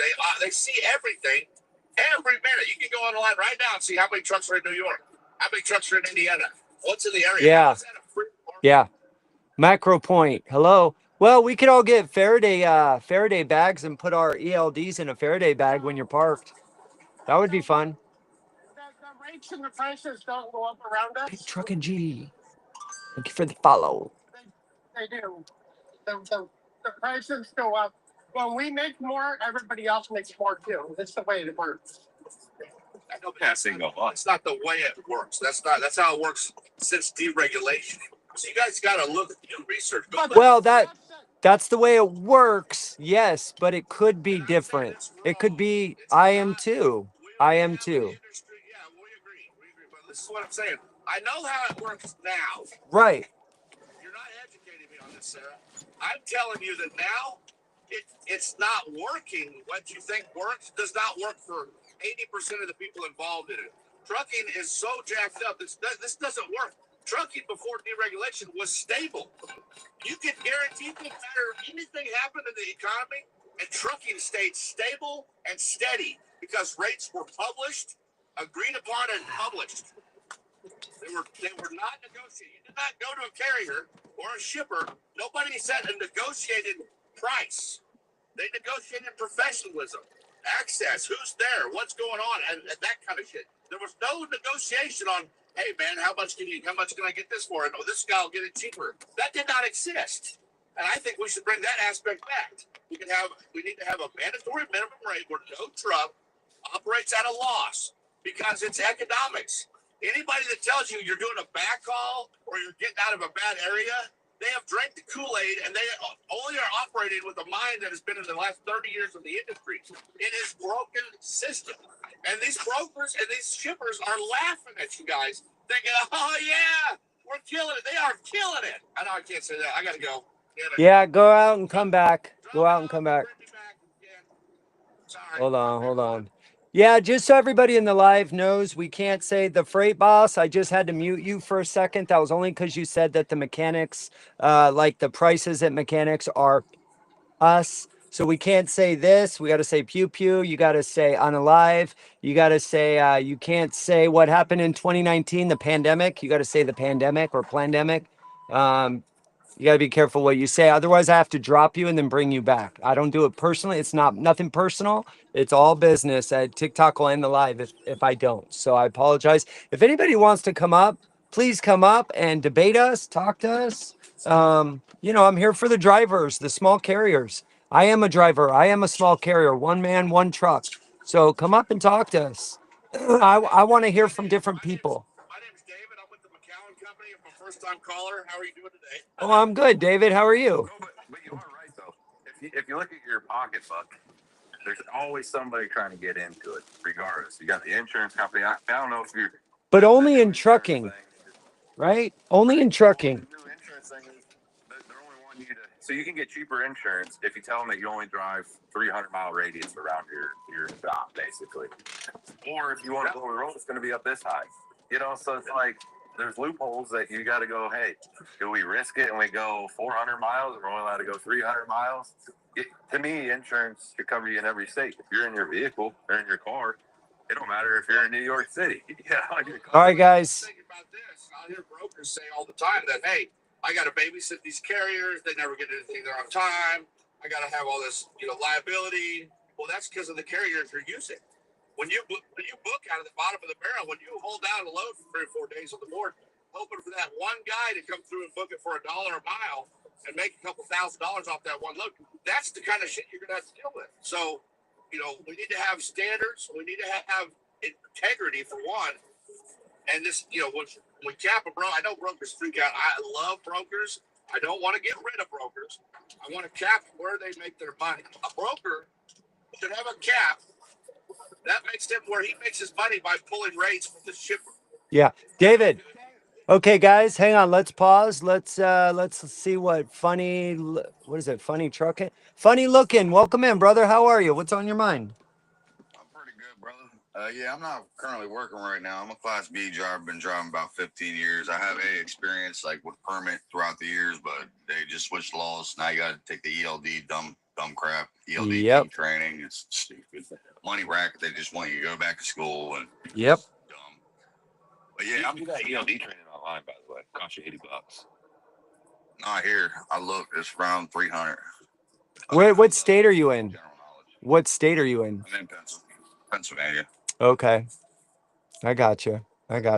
So what? It should be federal all the way across the board for the ELD training. There's an online class that you can take for $80. I personally, I think we need to go back to paper and just punish the individual when they break the law. We're a bunch of adults here. So if I punish my hours of service and I unalive a bunch of people, you hold me, you throw me away and get rid of the key, right? Not the whole group. You don't punish all 2 million American truck drivers because what one person did. It's not right to me. Just it's the same thing with pew-pews. You punish the individual. You punish the human heart, the individual that did the crime. You're never gonna stop crime 1,000%. Am I right? It's never gonna happen. It's been around since the beginning. And I'm not saying I agree with crime. I don't like crime. I don't commit crime, but the bad guys are always going to be one step ahead of law enforcement. But the thing is, law enforcement never gives up, right? They're always going after, they always figure out the scheme and they eventually bust whoever's doing something illegal. So it's just not fair to destroy our free market with an ELD. That's just my personal opinion. Sorry, Funny. Go ahead. If you have to pay for ELD training, then you have to pay for a physical every year. I mean, yeah, some companies pay for it, but that's $102. I mean, you're looking at just to get in the trucking world, you pay for school, you're at like $6,000, just to get in the truck to drive it, Right. And to me, it shouldn't be. It should never, like, if you go work at McDonald's, they don't charge you to say, hey, you know what, this is what it's going to cost you to come work. Hey, it only costs that much for American drivers. Just saying. Right. All right, guys, let's hear what these other guys have to say. Let's give it 1 minute. Funny, what is it? Funny looking. All right, go ahead, finish up. Whatever you were gonna say, buddy. Question: is there a way a independent trucker could be a broker himself, broker his own loads? Of course there is. Yeah, you could be a lease owner operator, or you could be a regular owner operator and go get your own authority. Yes. And then call different companies to dispatch yourself. Well, you get on the load board. Yeah, you get on the. Are you a company driver right now? Yeah, I've always been a company driver, but it Okay. sounds interesting if you could like broker your own loads. Yeah, of course. You just get on the load board. There's 3 or 4 different load boards. You can lease onto a carrier, and that's kind of what I consider like half of an owner operator. Or you could be a full-fledged owner operator. And Sarah could tell you a little bit about it. And you can get your own authority and go ahead, Sarah. So you can set up your own company with your own LLC, EIN number, your own DOT and MC number, right? And you can go get your own freight. I would suggest if you're a one-man show or maybe 2 trucks or whatever, that you would look around where you live and find small little companies that might have 1 or 2 shipments a week and go with that. You're not going to have any price success at like Anheuser or Heinz or anything like that because they want the larger company that can move the volume, right? But you can. It is possible. Yep. Yeah, Yep. if he's asking not using the loading board, you'd actually just go get your own contracts. So you would find somebody that has, say they ship 100 trucks a day. So you'd want to talk to them and say, hey, you know what, I'm a private individual. And they would actually write you a check, whatever your payment plans are. So if you say, hey, I want to get paid in 90 days or 30 days, so you don't have to use a loading board. And I think that's what you were asking. But you would have to set up, they want your insurance information and everything. And then they sign a piece of paper saying, hey, we're going to pay you every day, every week, or every month. And you can just work for that company. And then that's what they were trying to say, what he was saying, backhauls, is there's no such thing.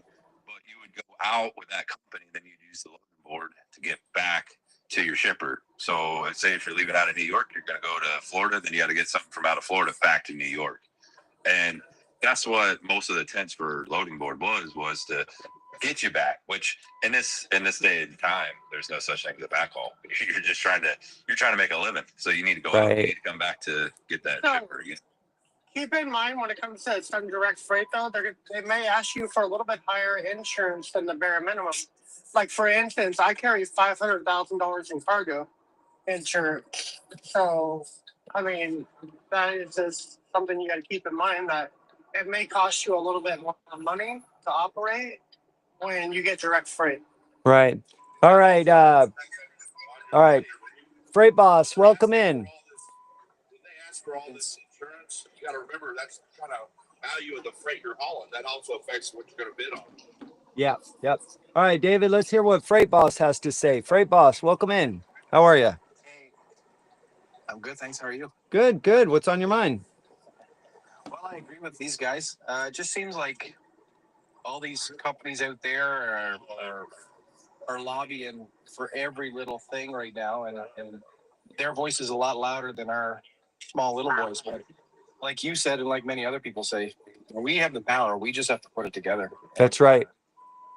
We're just not doing a very good job at that. We complain a lot and we fight a lot and we try to pick out all the other problems. And I think we need to start focusing on our solutions and presenting our solution. 100%. That's how we get it done, brother. That's why I encourage everybody to get involved in whatever you think you're going to be good at, do that. You know what I mean? Whatever, however you want to give some advocacy, that's what you do. Run your game. Mine is trying to talk to Donald Trump to apply pressure to Congress and Senate. I'm going to go to the White House 3 or 4 times a year. Some people think I'm crazy. Some people support me. You're never going to make everybody happy, but that's what I'm doing for the trucking industry, right? I'm getting on these lives. I'm educating myself. I'm inspiring other people. I'm trying to lead by example, not lead by talking, but by doing, by action, right? So you're right, though. If all 2 million of us got involved, we would completely dominate this industry. We would all make $175K a year, easy. And don't let people think that the money's not there. The money is there. We're the majority, plain and simple. Mm-hmm. So That's you right. see all these other, like they're talking about the ELD. One person there said that it should be national. Well, I agree, it should be, but you have all these companies going and lobbying, and they're dictating. They're saying that there's a problem in the industry, and then government steps in and says, "Oh, okay, so there's a problem. Let's mandate this, mandate that." We know what's right and what's wrong. We don't need government to tell us what's right and what's wrong. But everybody, like you said, is trying to make money on our backs. Right. Eventually, we're going to have to say enough is enough. And I think we're getting to that point now. And with the help of getting rid of some of these cheap freight haulers, that's key. Because right now, in all fairness to the brokers, that's what we do. We broker, we have trucks, we dispatch. We don't like to deal with the cheap freight guys because we know that there's always problems. However, a lot of brokers out there, they'll take whatever they can get to make that extra buck because they don't look forward to tomorrow. It's all about today. And in this industry, if you don't look for tomorrow, you're going to be SOL, basically. That's right. That's right.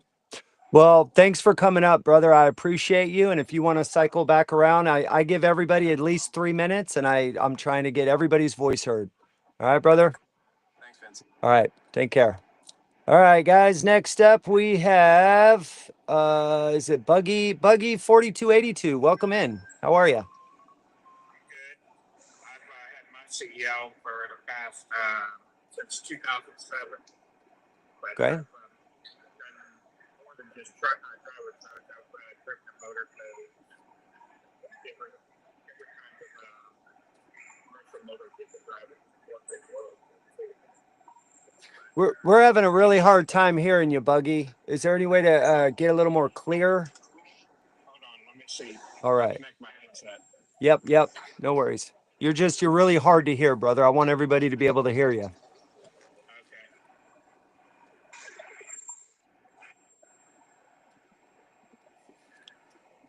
All right, we'll give Buggy a second here. Let's go. Yeah. little better. Yeah, go ahead. I'll start your time over. Okay, I All right. connected my headset. No I had to worries. go in and add the audio to it. Gotcha. Gotcha. All right. What's on your mind? Like I said, I've been in the industry for 18 plus years of operating different commercial motor vehicles, mostly trucking. But one of the problems that I see is the HOS regulation, and not the regulations. 70 hours technically for an OTR driver is not enough allotment, in my opinion. That when you take that divided out, that's only 8.5 hours a day.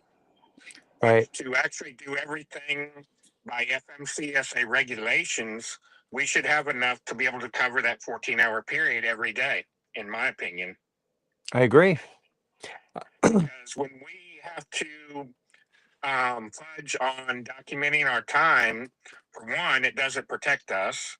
I mean, even though it shows off duty time, but that's the only way we've been able to make money is that we have to utilize the time to our advantage. Right. Right. Because technically it's all supposed to be on duty time, but you can't do that. You'll burn up your clock. Yep. Yep. Well, I personally think they should get away with ELD altogether. We're all adults here. We're not children. I know that What do you think that about the hours of service allotment, though? The hours of service was created to try to protect the driver, but there's some exploitation to that even before the ELD. yeah, so this thing right here, I've been extremely tired, but had hours to drive, and I did not drive because I was dangerous. I was tired. So I pulled over, I took a nap, even though I had hours. And then I've had days where I haven't had any hours, but I've had 9 hours sleep. I'm ready to go, but yet it won't let me drive yet. So I personally think this is just more Big Brother, more government in our face. We don't need it. Punish the individual. If someone breaks the law or they hurt someone, punish them. Don't punish the entire group for one man's mistake. That's just my opinion. We're all entitled to our How opinions. would you like to see things structured instead of having the hours of service? Yeah. Yeah, it'd be nice. You're only an hour away from home, and then you can run out of your 70-hour clock, and you're only an hour away home, and then they can really bust you because if you're going home and you're going closer to that load, well, you're not using PC time. You're advancing your time to get that load closer. So I mean, the logbook can work in somewhat decent ways, but in the time you're not. It's actually backfiring on you when you can't get. Yeah, get home to. what if it's 11 p.m. at night and you have 15 minutes more to go to get to Los Angeles, right? And now you have to take a 10-hour break at Kramer Junction or something and you got to deal with traffic the next day. That just burned up your entire day, pretty much. Your day is gone. That's $1,000. You know what I mean? Anyways, Buggy, thanks for coming in, brother. I appreciate you. And we're going to get to some other callers, all right? I want to mention one other thing. Sure. Funny looking. There is a scoring system that's going to be to your disadvantage, and I'm sure all you know what I'm talking about. That like brokers and companies look at. It's kind of like a credit score that you're going to be up against of trying to get into the niche of being able to haul your own freight. I just thought I'd add that, and I'm sure Sarah probably can even provide some insight on that. Awesome. Awesome. Thank you, brother. Appreciate you. You're welcome. All right. Bye-bye. All right. Next up, we have Trucker Boo. What's going on, brother? How are you? Trucker Boo, did I mute you? Hold on, let me see. Let me try to unmute you here. Right, turns on. There we go. What's going on, brother? How are you? Hey, good, man. First time caller. First off, man, I love what you do. Thank you. I've been trucking for a long time. I've been with only 2 companies my whole life. I've been at this company 12 years. Wow. I'm not really in the lingo of, truck drivers, truck stops, all that stuff, because I don't do that kind of work, even though I'm a regional driver. But I do agree with a lot of things people are saying here. With the ELDs, with the times, with the industry, with the freight. I was going to be an owner operator one time, but as a company driver, we paid so well that it would be disadvantage for me to haul out with friend. But the market out there, I got a lot of friends, and they're all hurting, man. I feel for these owner operators that are out here, taking these low mile rates and all this stuff. It's hurtful. It's Yeah. sad. The industry that we're in, it's supposed to be the backbone of America, and we're here. A lot of us are struggling. It's pretty sad. I agree with you, man. Any truck driver, that's what I'm always preaching. A lot of people want to say, well, a truck driver has to be perfect to make a lot of money.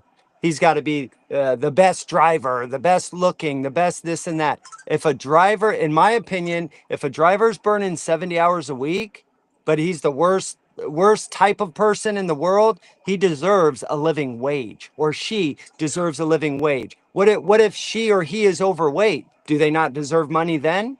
What if they I don't know, what if they drive the speed limit and they don't go 4 miles an hour over to get the freight there faster? Do they? I mean, we keep finding all these little ways to come up with fancy excuses of why the driver doesn't deserve a living wage. And at the end of the day, I feel if you're doing the job and you're doing it well, you deserve a living wage, a good living wage to support you and your family, a household, a wife and children, not just you. I don't know where we got disconnected from humanity versus business. And I have a hard time separating the two. My opinion is, yeah. I couldn't imagine these drivers. I couldn't imagine myself working 70 hours a week. And these drivers out here working 70 hours a week, they're just making a paycheck to just get by, blows my mind. And it's scary. It's scary to think about all these guys out here, losing their families, and they're working 70 hours a week. Right. Here, just pushing for America, and America's giving the bottom of the barrel. It's sad. It's definitely gonna change. In the 1970s, if you exchange the currency rate from 1970s to the 2000s right now, what we were making in today's currency, what we were making in the 1970s would be about $175,000. Now, that sounds crazy, right? But what could you do with 175,000? Wouldn't you have a pretty good life at 175,000 a year? And that's about what you should be making if you're burning, and why, where is this, where is it a flex to work 120 hours a week? Like, where did we lose our humanity where we're like, oh yeah, brother, I work 16 hours a day. Oh yeah, well, I work 18 hours a day. Bro, that's not a flex. That's crazy. That's slavery. 55 hours a week max. Yeah. 55. And if I can still make 130, I'm happy. That's good for me. Right. I don't need anything more crazy than that. I got a nice home life. Still being a reasonable driver. I still got my family life. Yes. I still make really good money. Yes. And everybody should be that way. It should be across the board, not just for certain parts of the industry. It should be for all. And that's the sad part. There's actually drivers out there that are actually homeless driving in a truck and they can't afford it, Yep. They got their wives with them or whatever, they're having to eat out, or on an honest wage, they would be able to at least get an apartment, That's I see a lot of that reflect that they have nowhere to go. If you kick them out, if that truck breaks down, they don't go home. They sit there at that truck until it's fixed. And that's what needs to be changed. Even if they're out here, like you said, if they're willing to dedicate themselves to be a driver, they should be able to have both lives. Sure. Run a truck and be able to afford to have a house and feed themselves and the whole 9 yards. I got several guys that they don't. And it's not a management thing. It's just that that's what their mindset is, like trying to get them to cook in the truck. Well, we don't have time. We wanted to straight up go in there and grab something from Burger King. We don't have time. We don't have time. I've never done anything at a truck stop. Once in a while, we have our own fueling stations, so I don't have to go to truck stops. I don't have to deal with that mess. So I'm not in that. I don't have to shower at truck stops. And also, for me versus a regular truck driver that's doing a big carry, whatever, just sitting in the seat and driving dock to dock, it's a lot different industry for me than it is for them. But our pay is different, and that shouldn't be the same. Well, guys and gals, my opinion on an American truck driver is this.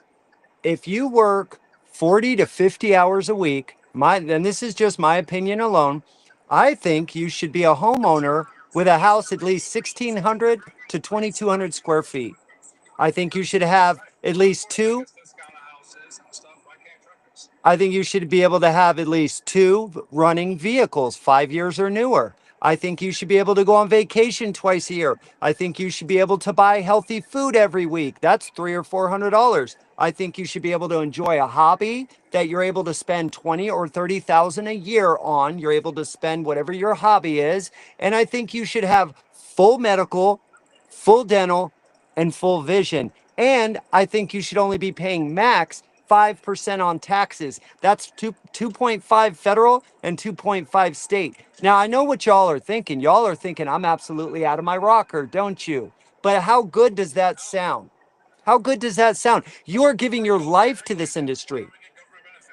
Our average lifespan is 62 years old. I just after 11 years, trucker, I'm starting to feel, I don't know if you have any of you have the same thing. I'm starting to feel a lot of pain, a lot of weird pain right here in my spine and in my shoulder. Like at the end of the night, if I go like this with my neck, it feels really good, but it's like painful. Does that make sense? And a lot of people tell me it's because your hands are always like this. It screws up your shoulder blades, your spine. Sean was talking about that. Not to mention the seatbelt that you're wearing, you know, and then you're turning your neck every 10 seconds to look at your mirror, your gauges, everything. Correct. Like I said, if somebody was to come in the industry and look at a trucker and be all like, hey, what is the pain, you know, what would cause all this? It's everything you do. I mean, from the minute you get up out of that bed to crawl up into that seat, to walk around your pre-trip and open up your hood, that's all muscles that you're using, you know. There's tons.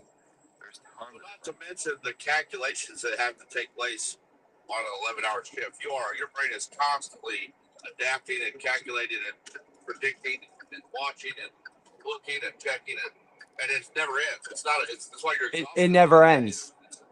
That's right. That's right. Yeah, I'm a touch freight operator too, so I don't get the seat time like you guys do as well. You know, I might drive 3 hours a day, but I'm making 29 stops or 39 stops a week. Right. Just so everybody knows, we only have about 10 more minutes and then I got to get going. I got to get my next load that goes to Pennsylvania for the White House, getting closer to the White House. Also, we are live. Every time we're live on TikTok, we are also live on YouTube, Facebook, and X at the same time. So do with that information as you will. And yeah, Trucker, you have anything else you want to add, Trucker Boo? I just want to say, man, again, I appreciate what you're doing. I followed you now, so I can every time you pop up, I'll be able to join on. And, awesome. I'm learning as well from these old road guys, because I'm not doing what they're doing, and obviously they're not doing what I'm doing, but we can definitely learn from each other for sure. Right. There's a lot of awesome people that come in here. So yeah, keep coming back. Go follow all these guys that you see talking. I've met so many amazing people. We're really not alone, Trucker Boo. I used to think I was alone before this app. And now there's so many more patriots like me that are getting involved. Thank you, Big T. Appreciate that. Yeah. It's a pretty good app. So thanks for coming in, brother. Have a great day. Okay. Keep the shiny side up and the dirty side down. All right. Later. All right. Bye-bye. If anybody else wants to come in, now's the time. Cisco, I keep trying to bring you up, brother, but you just keep falling out. I don't know if you're in a bad area. I'm trying to give you your 3 minutes, Cisco, even though we butt heads sometimes and you really grind my gears sometimes. It's all good, man. That's what helps us learn, man. Uncomfortableness and suffering is what builds perseverance in my book. So, Sean, what do you think, man? You think we're going to get this done? You think Donald Trump's going to come out and talk to me? What do you think? It'd be nice if he would, that's the thing. I mean, everybody's got to have a mindset and a compliment, accomplished. And if you can accomplish that, man, Tito's. Hands down.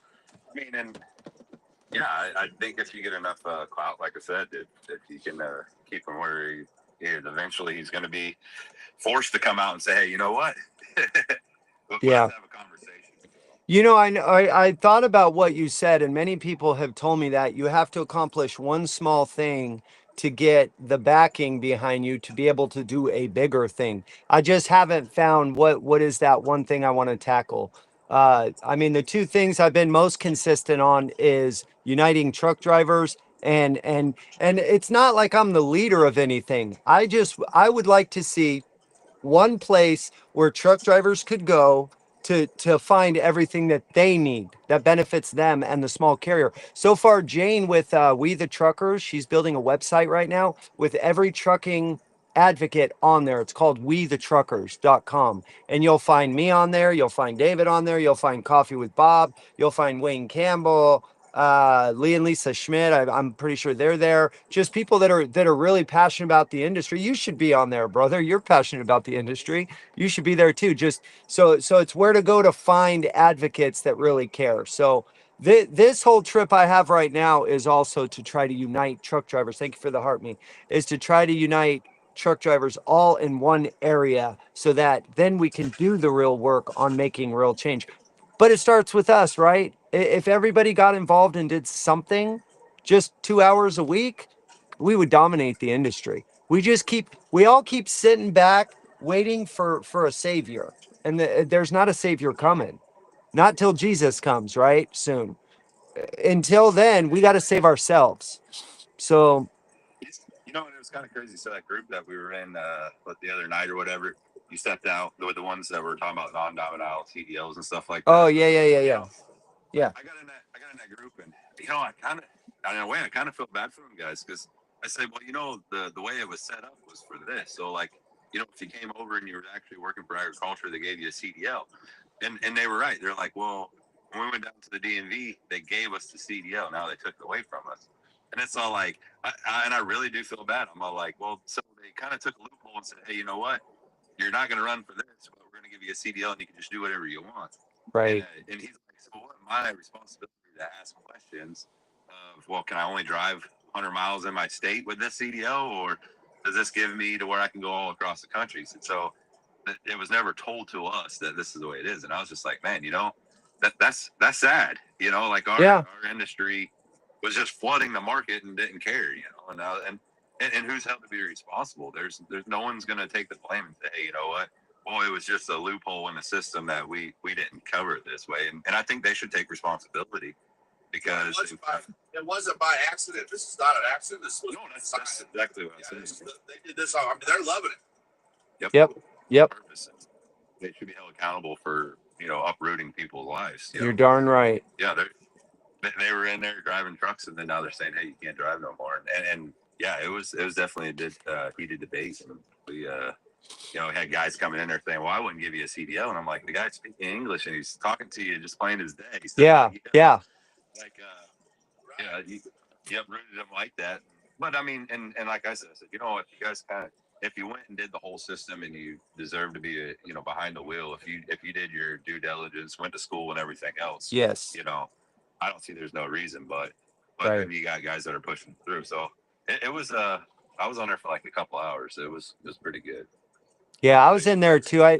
You're talking about George's live, right? I really enjoyed clearing up the air too, because a lot of those guys thought that I hated non-domicile. Oops, sorry about that. A lot of those guys thought that I hated non-domicile. I have nothing against the working man or the working woman trying to support their families. I blame our representatives for listening to the ATA and to mega carriers to get that cheap labor over here. That's who I blame. Let's shift gears. Monkey, go ahead. You got 3 minutes. We are leaving here in a minute. There's only gonna be about 5 minutes left. So go ahead, Monkey. Welcome in. Hi, and how are you?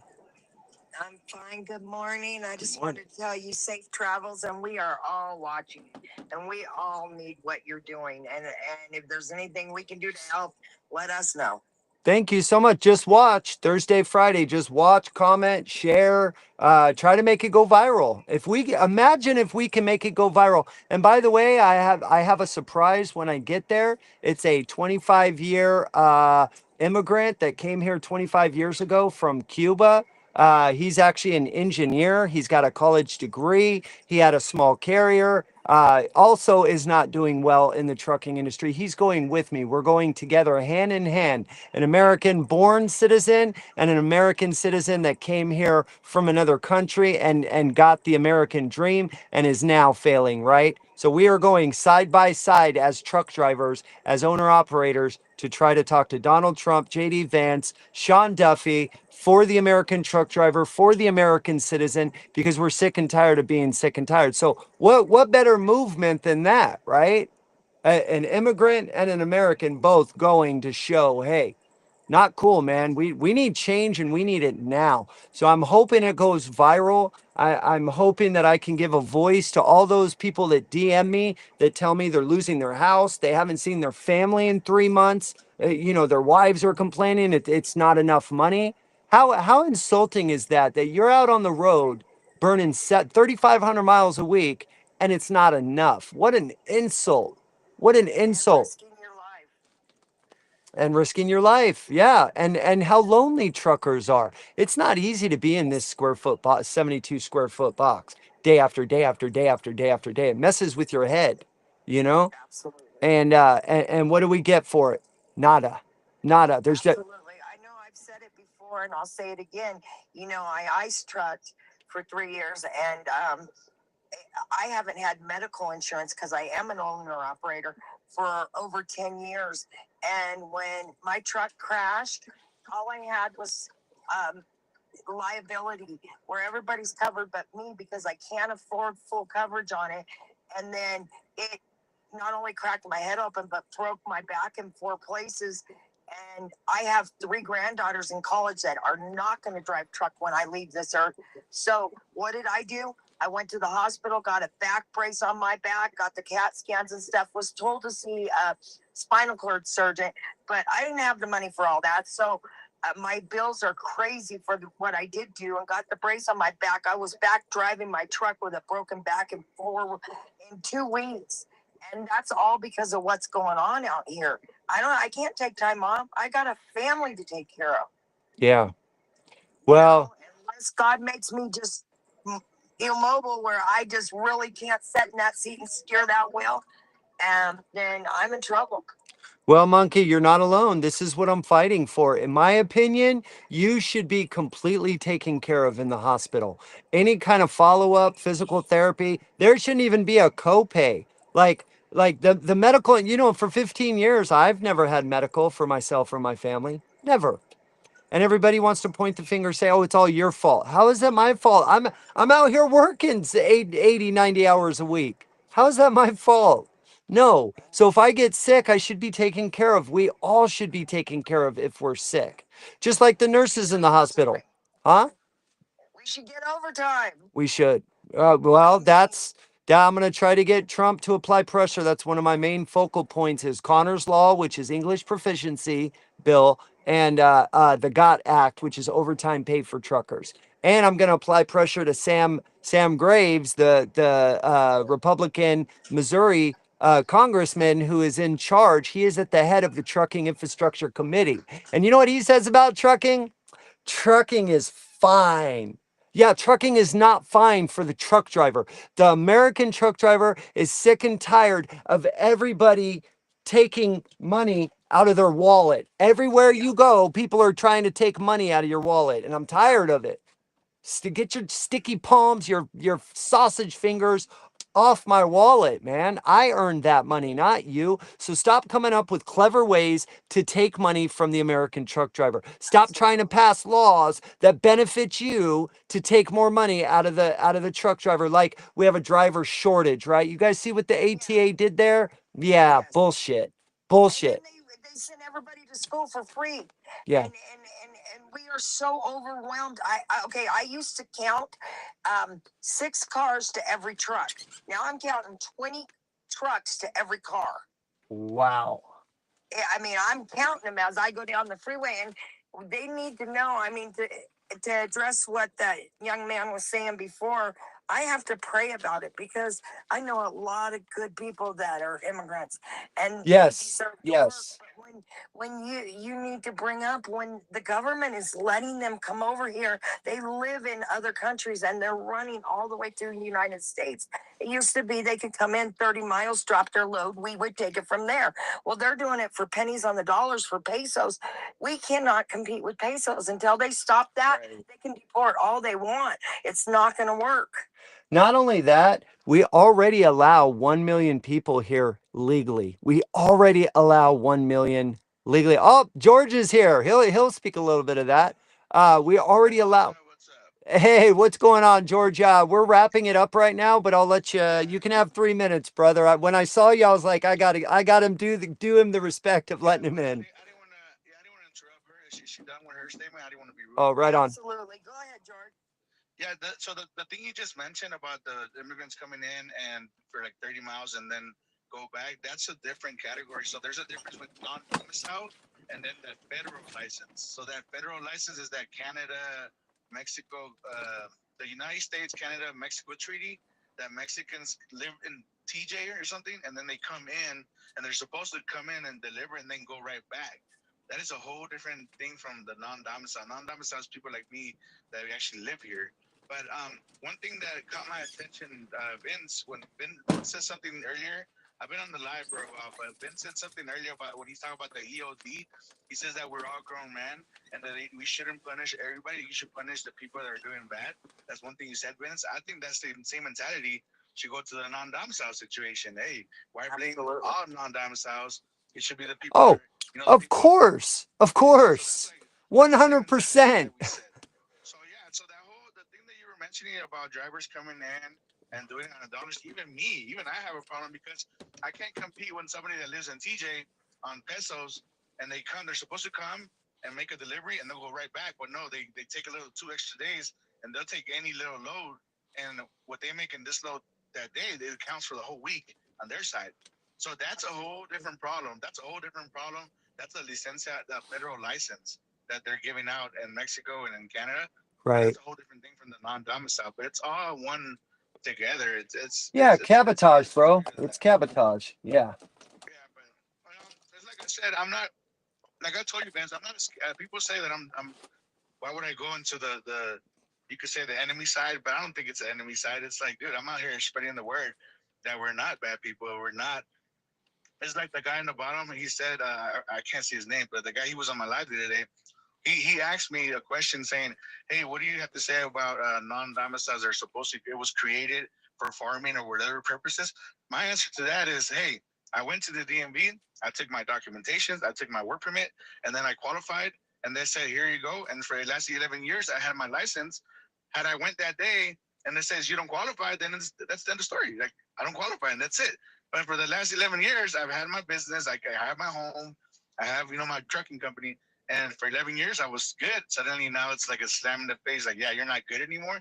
That's where we're like, all right, well, why did you give me the wings in the first place? So whether the non-domicile was created for different intentions, I don't know that. That's what I'm barely finding out. But is it my fault that I go and I qualify and I apply and I submit all my documents and they say, okay, you qualify? That is not my fault. And I was 11 years ago. 11 years ago, I got my license. And for 11 years, no tickets, no nothing, we're good. And now all of a sudden, some people mess up, and now we're all blamed for it. So that's the big. You know what it is, George? Once you start getting into politics or advocacy, like you and I both are right now, you'll start realizing more and more you just can't make everybody happy. And so it's no different with the federal government or at the state level or at the county or city level. You cannot make everybody happy. There's no perfect answer to give us all a good American life. If you go by It's hard. If you actually Google the word non-domicile, it actually says on Google that it's for people that come and work with the intention of going back. Like that. You are correct. We don't even classify under that because I live here. Like I've been here my whole life. Right. My turn to be coming. So are you here legally? So I have DACA. So I have a work permit, and every 2 years I renew and get my fingerprints taken to continue to work. He's like my niece. Yeah. So go ahead. He came. His parents brought him here at 2 years old. I mean, he's American. He's been born and raised here. Is that what a dreamer is? Okay, he's a dreamer. That should be an automatic. I'm I'm a concerned dreamer about. living in a nightmare. Yeah. I'm concerned about my husband. He's been over here over 40 years, and when he was 19, he got a DUI, and he did his little classes and everything went fine, and he could have became an American citizen. We have American children, we have grandchildren, everything. All my babies are brown. So, anyways, that being said, he just went and he let his hazmat go, and we need the hazmat again. So he just went. So what do you have? What do you have to say when, like, can you picture how I feel every time people tell me, well, you've been here your whole life, why don't you just become a citizen? Like, bro, really? Like, you think it's that easy? If I do this every 2 years and get my fingerprints taken, there was one way I could do it one time. George, I couldn't imagine how you feel, brother. I couldn't imagine waking up one day and my parents did that to me. And you know what's funny? Bro, my niece is in the same position as you. She went to go try to graduate college, though. She did a 4-year degree at University of Reno. She was going to go graduate, and then they're like, "You're not a citizen." She's like, "What are you talking about?" She went home, talked to her parents. They're like, "Yeah, we brought you here when you were 5. We didn't want to say anything." And she's like, "What the heck?" So she went and tried to get her citizenship. You know what they told her? They said, go back to Mexico for 6 months and then come back. She's like, "I don't know anybody in Mexico. Everybody I know and love is here. I'm American. I've been here since I was 5. I don't even know how to speak Spanish." Like, so sad. it's sad and it's wrong. The thing is that right now, I could still work, right? I got my license back, right, for a year. That's good. This whole issue is with the CDL, right? This whole issue is with the CDL, but yet people are always commenting to me, just go back to your country. Like, damn, that's heartbreaking, dude. Because, like, You're like, this is my country. For my Yeah. whole teenage life, dude, every day I would stand up and put my right hand over my heart and say the Pledge of Allegiance in English and Spanish, and I don't know the one in Mexico. So for like that, even that Mike guy that is in the comments that he said I should just get deported today, it's just people like that. It doesn't hurt me no more. It doesn't hurt me no more. 'Cause it's like, dude, like, I speak better English than most American citizens that are born here. Like, I speak good English. I was raised here. It's like I'm the foster child that never gets adopted. I'm just waiting for my turn. I'm just waiting for my turn. I'm not here demanding nothing. I'm not here demanding benefits, or I'm just trying to survive and provide for my family. And at the end of the day, it comes down to a paper. Bro, I just blocked that Mike guy. I'm not gonna put up with crap like that. I don't like blocking people, but you know. Like, people like that, I don't get upset. It's just more like I talk about it, and now people are like, okay, well, maybe he's a little bit right. Because at first, when people first heard non-domicile, the first thing that came to the head is like all these foreigners that are coming to this country. Thank you, Des. English, and they're a threat to our roads. But little by little, I started seeing, okay, well, they're not all a threat. They're not all don't speak English. So that's what I'm getting at. Yeah. The guy that was in there, and I asked him, I said, "Hey, would you give him a CDL? Listen how he speaks." And the guy was all like, "No, I wouldn't." And then finally, he's like, "No, I would give him a CDL if he speaks English." He is. It's like, there's people already there. There's ignorant people, bro. Do you remember during 9/11? Do you remember how after the World Trade Center fell, there were literally American citizens going after guys at 7-Eleven and beating them up? Like, bro, they're Indian. They're not from Afghanistan. They're not part of Al Qaeda and all that other crap. They're just Indians at 7-Eleven doing their job. They have nothing to do with it. Just have in mind, during COVID, I was considering this. Oh, bro, I gotta drop you now. You can't say that word. Come right back. Come right back. While we're waiting for him to come back, Kevin John, go ahead, brother. Go ahead and what's on your mind? Come back, George. All right, hold on. I'm gonna invite him up. There we go. And Kevin, did I mute you? Oh, by the way, Des, thank you for moderating. George, go ahead. Yes, bro. Yes. Yeah, no disrespect. I have to do that or they'll cancel the live. I didn't know that, to be honest. You can't say the C word. You can't say this. You got to say pew pew. You can't say KI, you know what? You have to say like unalive. And you can't say mentally raw. You can't say that word either. So you got to be really careful. Yeah. I know.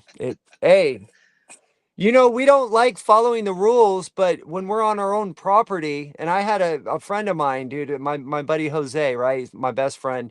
He's always playing devil's advocate. So I'll say things like, how come in Phoenix, Amazon tells me I can't idle in their yard? That's a bunch of BS. It's hot. He'll be like, hey Vince, at your house on your property, do you like people do you tell people what to do, or do you like people doing whatever they want? I'm like, no. He's like, well, do you believe in private property or not? Make up your mind. I'm like, oh, you got me.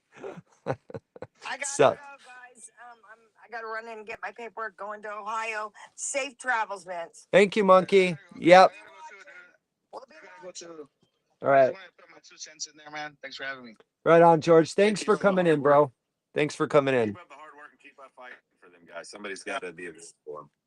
Yep. Well, we're going to DC, so stay tuned on Thursday and Friday. We're going to be live all day. We're going to try to make our way. We're definitely going to make our way to FMCSA, try to talk to Duffy. We will be at the White House for sure. And I'm going to walk the halls of Congress and Senate, try to talk to a congressman and senator, just pick their brain, let them know I'm a trucking advocate, and that I'm not going anywhere. I'm going to keep coming back every 3 or 4 months. I'm not going to stop until the trucking industry is better, until we can all make an actual living, not this BS living wage that they say is good enough. No. Sorry, not enough for me. No. Anyways, Hey, why don't you try to come up with your own union? I am. I'm working on it. I'm working on it. Like, go against the Teamsters. Teamsters are shady as hell. Well, I want to build something that's similar to our Constitution, something that has checks and balances in it, something that I only have 1% of control over, something that all of us have control over, and it's completely transparent, where nobody can steal money or spend money, or because I don't want there to be money, but any kind of big movement does need money. Whoa. So Sean, thanks for coming in, brother. I'm gonna get going. You have a great day, okay? Yeah, absolutely. You too. All right, Good brother. talking with you guys. You too. Later. And funny, what is it? Funny looking. Thanks for coming up, brother. Come see us again, okay? Hey, thanks for the invite, man. Yep. Appreciate it. You're welcome, brother. How you doing, man? Take care. Thank you. Thank you. All right, Kevin or Calvin. Is it Calvin? Are you muted or what? Or do you have anything to say quickly? Because I gotta get going. Act 70 says, if you meet Duffy, ask him if he remember a guy from high school, Chuck Metzer. No way, dude. You knew him from high school? I just screenshotted that. I will tell him, bro. I didn't know that, Act 76. That's cool. Let's see. I'm gonna try one more time. Turn on Calvin John. I turned on your mic, bro. You must have turned it off. We'll give you about 30 seconds and then we're gonna go. Everybody that's watching, look at 24 beautiful souls in here. I really appreciate you guys watching on YouTube, Facebook, and X. Thank you so much for watching. I love you all, trucker family. You are my trucker family. I don't know how you feel about me, but I feel like your family here. So remember, this channel is not my channel. This is a channel I'm trying to get everybody in one area where we can discuss these things. This isn't about me getting famous or popular. This is about I'm sick and tired of being sick and tired, and somebody's got to do something. My hope is that all 2 million of us true American truck drivers can stand up together and fight and create a better system for all of us. There's good brokers out there, there's bad brokers out there. One just gave me a heartbeat, great guy. There's good shippers and bad shippers. There's good drivers and bad drivers. Okay, good insurance guys, bad insurance gals, right? So there's good and bad people in everywhere, but my belief is that 90% of people are good. So let's keep the good ones, let's get rid of the bad ones. Let's see if Donald Trump, JD Vance, or Sean Duffy will talk to me. 1 Corinthians 16 verses 13 and 14 says this: be on your guard, stand still in the faith, be courageous, be strong, do everything in love. And a truck driver is supposed to be trustworthy, loyal, helpful, friendly, courteous, kind, obedient, cheerful, thrifty, brave, clean, and reverent. In all my honor, I will do my best to do my duty to God and my country, and to obey the truck law, to help other people at all times, to keep myself physically strong, mentally awake, and morally straight. Until we see each other the next time, I will be going live every day. I will be cutting videos every day, letting you guys know how I get closer and closer and closer to DC. I started out in Kingman, Arizona. I am now in Minco, Oklahoma. So I'm about halfway, give or take, as you truck drivers already know that, and small carriers. I love you guys. Keep the shiny side up and the dirty side down. Follow and subscribe for more. And please get the message out there to watch me and another driver that we're gonna meet up, and we're gonna try to talk to the big boys Thursday and Friday. We're gonna do our best for everyone, and we might fail, but we have to try, right? But one thing's for sure: if you don't try anything, you're gonna fail 100%. But if you give it a shot and you throw it at the wall, you got a 50-50 chance it might stick. You don't know unless you try, though, right? So this is what I'm doing for all of us. You do what you run your race the way you think you should. I'm gonna spend my time and run the race I think is gonna work. And I'll tell you this: I'm paycheck to paycheck. I'm barely holding on. I'm barely paying my bills. But I'm taking 2 days off because I love this industry. This industry is worth me taking 2 days off to try to do better. I am driving empty about 250 to 3 about 300 miles almost, wear and tear and fuel for the industry that I love and for all of you that I care about deeply. All right. So thank you, all of you, for the support, for everything. I appreciate you guys more than you know. And I'll see you on the next one. Later, guys. And on YouTube, Facebook, and X, thank you so much for watching. Without y'all, it's not